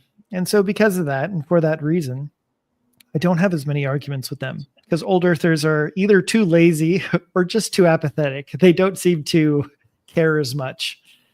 And so for all those reasons, yes, of course, I'm agnostic on it. I hope that other people do search the scriptures, argue the scriptures. Yes, I'm passionate about the Bible. The Bible is my foundation for these. And I have proposed a biblical argument. As you know, of course, Donnie is trying to continuously bait me into scientific arguments. I did not come with a long list of scientific arguments because my point is concerning the Bible and what the Bible says. And so that's where I would start. And only if you start with the Bible, then yeah, we can talk about other subjects afterwards. So thank you guys both again for a pleasant debate and a pleasant conversation. Appreciate it. As moderator, I shouldn't be trying to bait you into anything, but Adam, you're a good sport. You're so laid back, and you allow me to add an extra layer or two to these excellent debates on the age of the earth, because you've now, I think, if I remember correctly, you've done 3, right? You did one on animal death. You did one with Kent, and now you did one here with Ben, and you got one coming up with CJ Cox on animal death. You also missed out 2 more. This is actually number 7 for me, but no, I'm just age of the earth specific. I mean, yeah. But then number 7 in general. So, okay. Well, you know what? I love having 2 individuals who love the Bible, who love studying these issues. This gets us out of our theological echo chambers, right, gentlemen? Nobody likes just an echo chamber. So it brings us into the debate coliseum, which I'm now going to start calling it because of Ben. So that is copyrighted by Ben. So excellent debate, gentlemen. Lots of positive feedback from the chat. Again, for those in our audience, if you like what you've heard from Adam, if you've enjoyed what you've heard from Ben, please check the description box of this video, and you'll find links to their podcasts and also their YouTube channel. So, gentlemen, we are going to let you guys out for the night. Ben, see you later. Adam, talk to you soon. God bless, gentlemen. Okay, guys, there's another one in the books, and I have been looking forward to this for a while, since specifically we started to discuss the details on organizing and scheduling a debate between Ben and Adam, and they didn't let us down. This was a good, thought-provoking, engaging debate. Both Adam and Ben are easygoing. They're laid back. They know their stuff, and therefore what we get is a thought-provoking debate on the question, is the Bible agnostic about the age of the earth? So real quick, I am going to go over just some real quick announcements. Then we're going to wrap things up, as we are over the 3-hour mark now. Time flies by when you're having fun and debating the age of the earth. So what else do we have for you this week? Well, as always, we've got a week packed with content for you guys. This one's coming up. Is God one or three divine persons? Praise I Am versus Andrew Griffin. So this should be a fun debate, as both parties here have engaged the nature of God, topics related to the nature of God many, many times. So this should be good. Then on Saturday, we've got our much anticipated debate on common descent or common design. 2 proponents, one of young earth creation or common design, one of evolution or common descent. Both very well known in the world of creation versus evolution, both very knowledgeable on these topics. I am pumped for this one. So Dr. Jerry Bergman, Dr. Dan Stern Cardinal, common descent or common design. This will be one to remember for sure on the topic of evolution, origins, and ancestry. And so this will take place this Saturday. Should be a good, solid, professional, technical, and sophisticated debate. Now, last week we had an excellent week as well. A couple notable events to remind you guys to watch and enjoy. Last week, Sam and I, we had the privilege of interviewing New York Times bestselling author John Burke. Beyond the Veil, Exploring Heaven and Near-Death Experiences. Excellent program. Much of what was discussed and presented by John really blew my mind. And I'm glad to see the positive feedback on that specific podcast. We also had a much anticipated debate between Dr. Dino and Dr. Chris Thompson. This is going to be a tough one to beat, in the sense that it was lively, entertaining. This was a good debate. If you're looking for a good, solid, engaging, and entertaining debate, this is it. Dr. Dino, Dr. Chris Thompson, they debated Carnivora, the order, or Carnivora, the order Carnivora, carnivores, the evolution of carnivores. So this was good. This was Saturday night. So do check this one out. It largely focused on just the topic of ancestry, but this specific order in terms of the history of evolution. So this was good. Again, that was Saturday night. Okay, guys, just really quickly, what we have for you in the next month or two. A good mix, good diversity of topics for everybody. So we got this one coming up, Hell, Paradise, or Abraham's Bosom. Should be good. Pastor Tommy McMurtry and Pastor Daniel Aldridge. We got this one here. Does the Old Testament, this will be a two-part debate. So they're both going to be separated by a week. Caleb Percher, Albial, does the Old Testament teach a unipersonal God? Caleb holds to monarchianism. Albial is a Trinitarian. He's a Trinitarian. And then the second debate will be, does the New Testament teach a unipersonal God? So Adam Terry, he'll be back soon for a millennium debate, the great millennium debate. Charles Jennings, Adam Terry. Adam holds to amillennialism, Charles to premillennialism. And this should be good. I mean, you can't go wrong with an eschatology debate. The gospel. What is the gospel? Dietmar Hoxha, Carlos Xavier. We got one here. The flat earth falsified should be fun. Not meant to trigger anybody, but, we're hoping that we get a good interactive live audience for this, as, we want to leave no stone unturned. Will Duffy, who ran the final experiment, it's called. So he and I and Sam will be doing a program in February on this issue, going over what the final experiment was, what the implications are. We're going to discuss the results, and we're also going to cover the responses from those who hold to flat earth cosmology and how to engage exactly what they're saying. Okay, guys, that's just a sneak preview into what we have for you over the next few months. That's basically, I'm booking into March currently. And so we got a good solid mix of discussions, lectures. We got all sorts of awesome guests coming on the program. Last week, Matt and myself, we were on Creation Today. That's Eric Hoven's program. So we were featured in his online and his television program there. We discussed genetics versus evolution, and we had the privilege of presenting the scientific evidence for a literal Adam and Eve and the Bible's account of origin. So do check that out if you haven't yet seen it. I've uploaded a couple clips to this channel, and I've also given a 90-minute comprehensive presentation last night. I uploaded it. The critics love it. Hundreds of comments there. So hard to keep up with those critics, but they're there and we love them. They help feed the algorithm. That's for sure. So check this one out. It is up on the channel. And of course, the Creation Today program that you can find on the Creation Today website and also YouTube channel, at least the first half. And then you become a partner and you get to watch the full program. Matt and I are working on further presentations, as we will be presenting and discussing that same topic, Adam and Eve, on other channels and ministries as well over the next couple of weeks. So stay tuned for that. And okay, that's it, guys. We're going to wrap things up. Excellent debate tonight.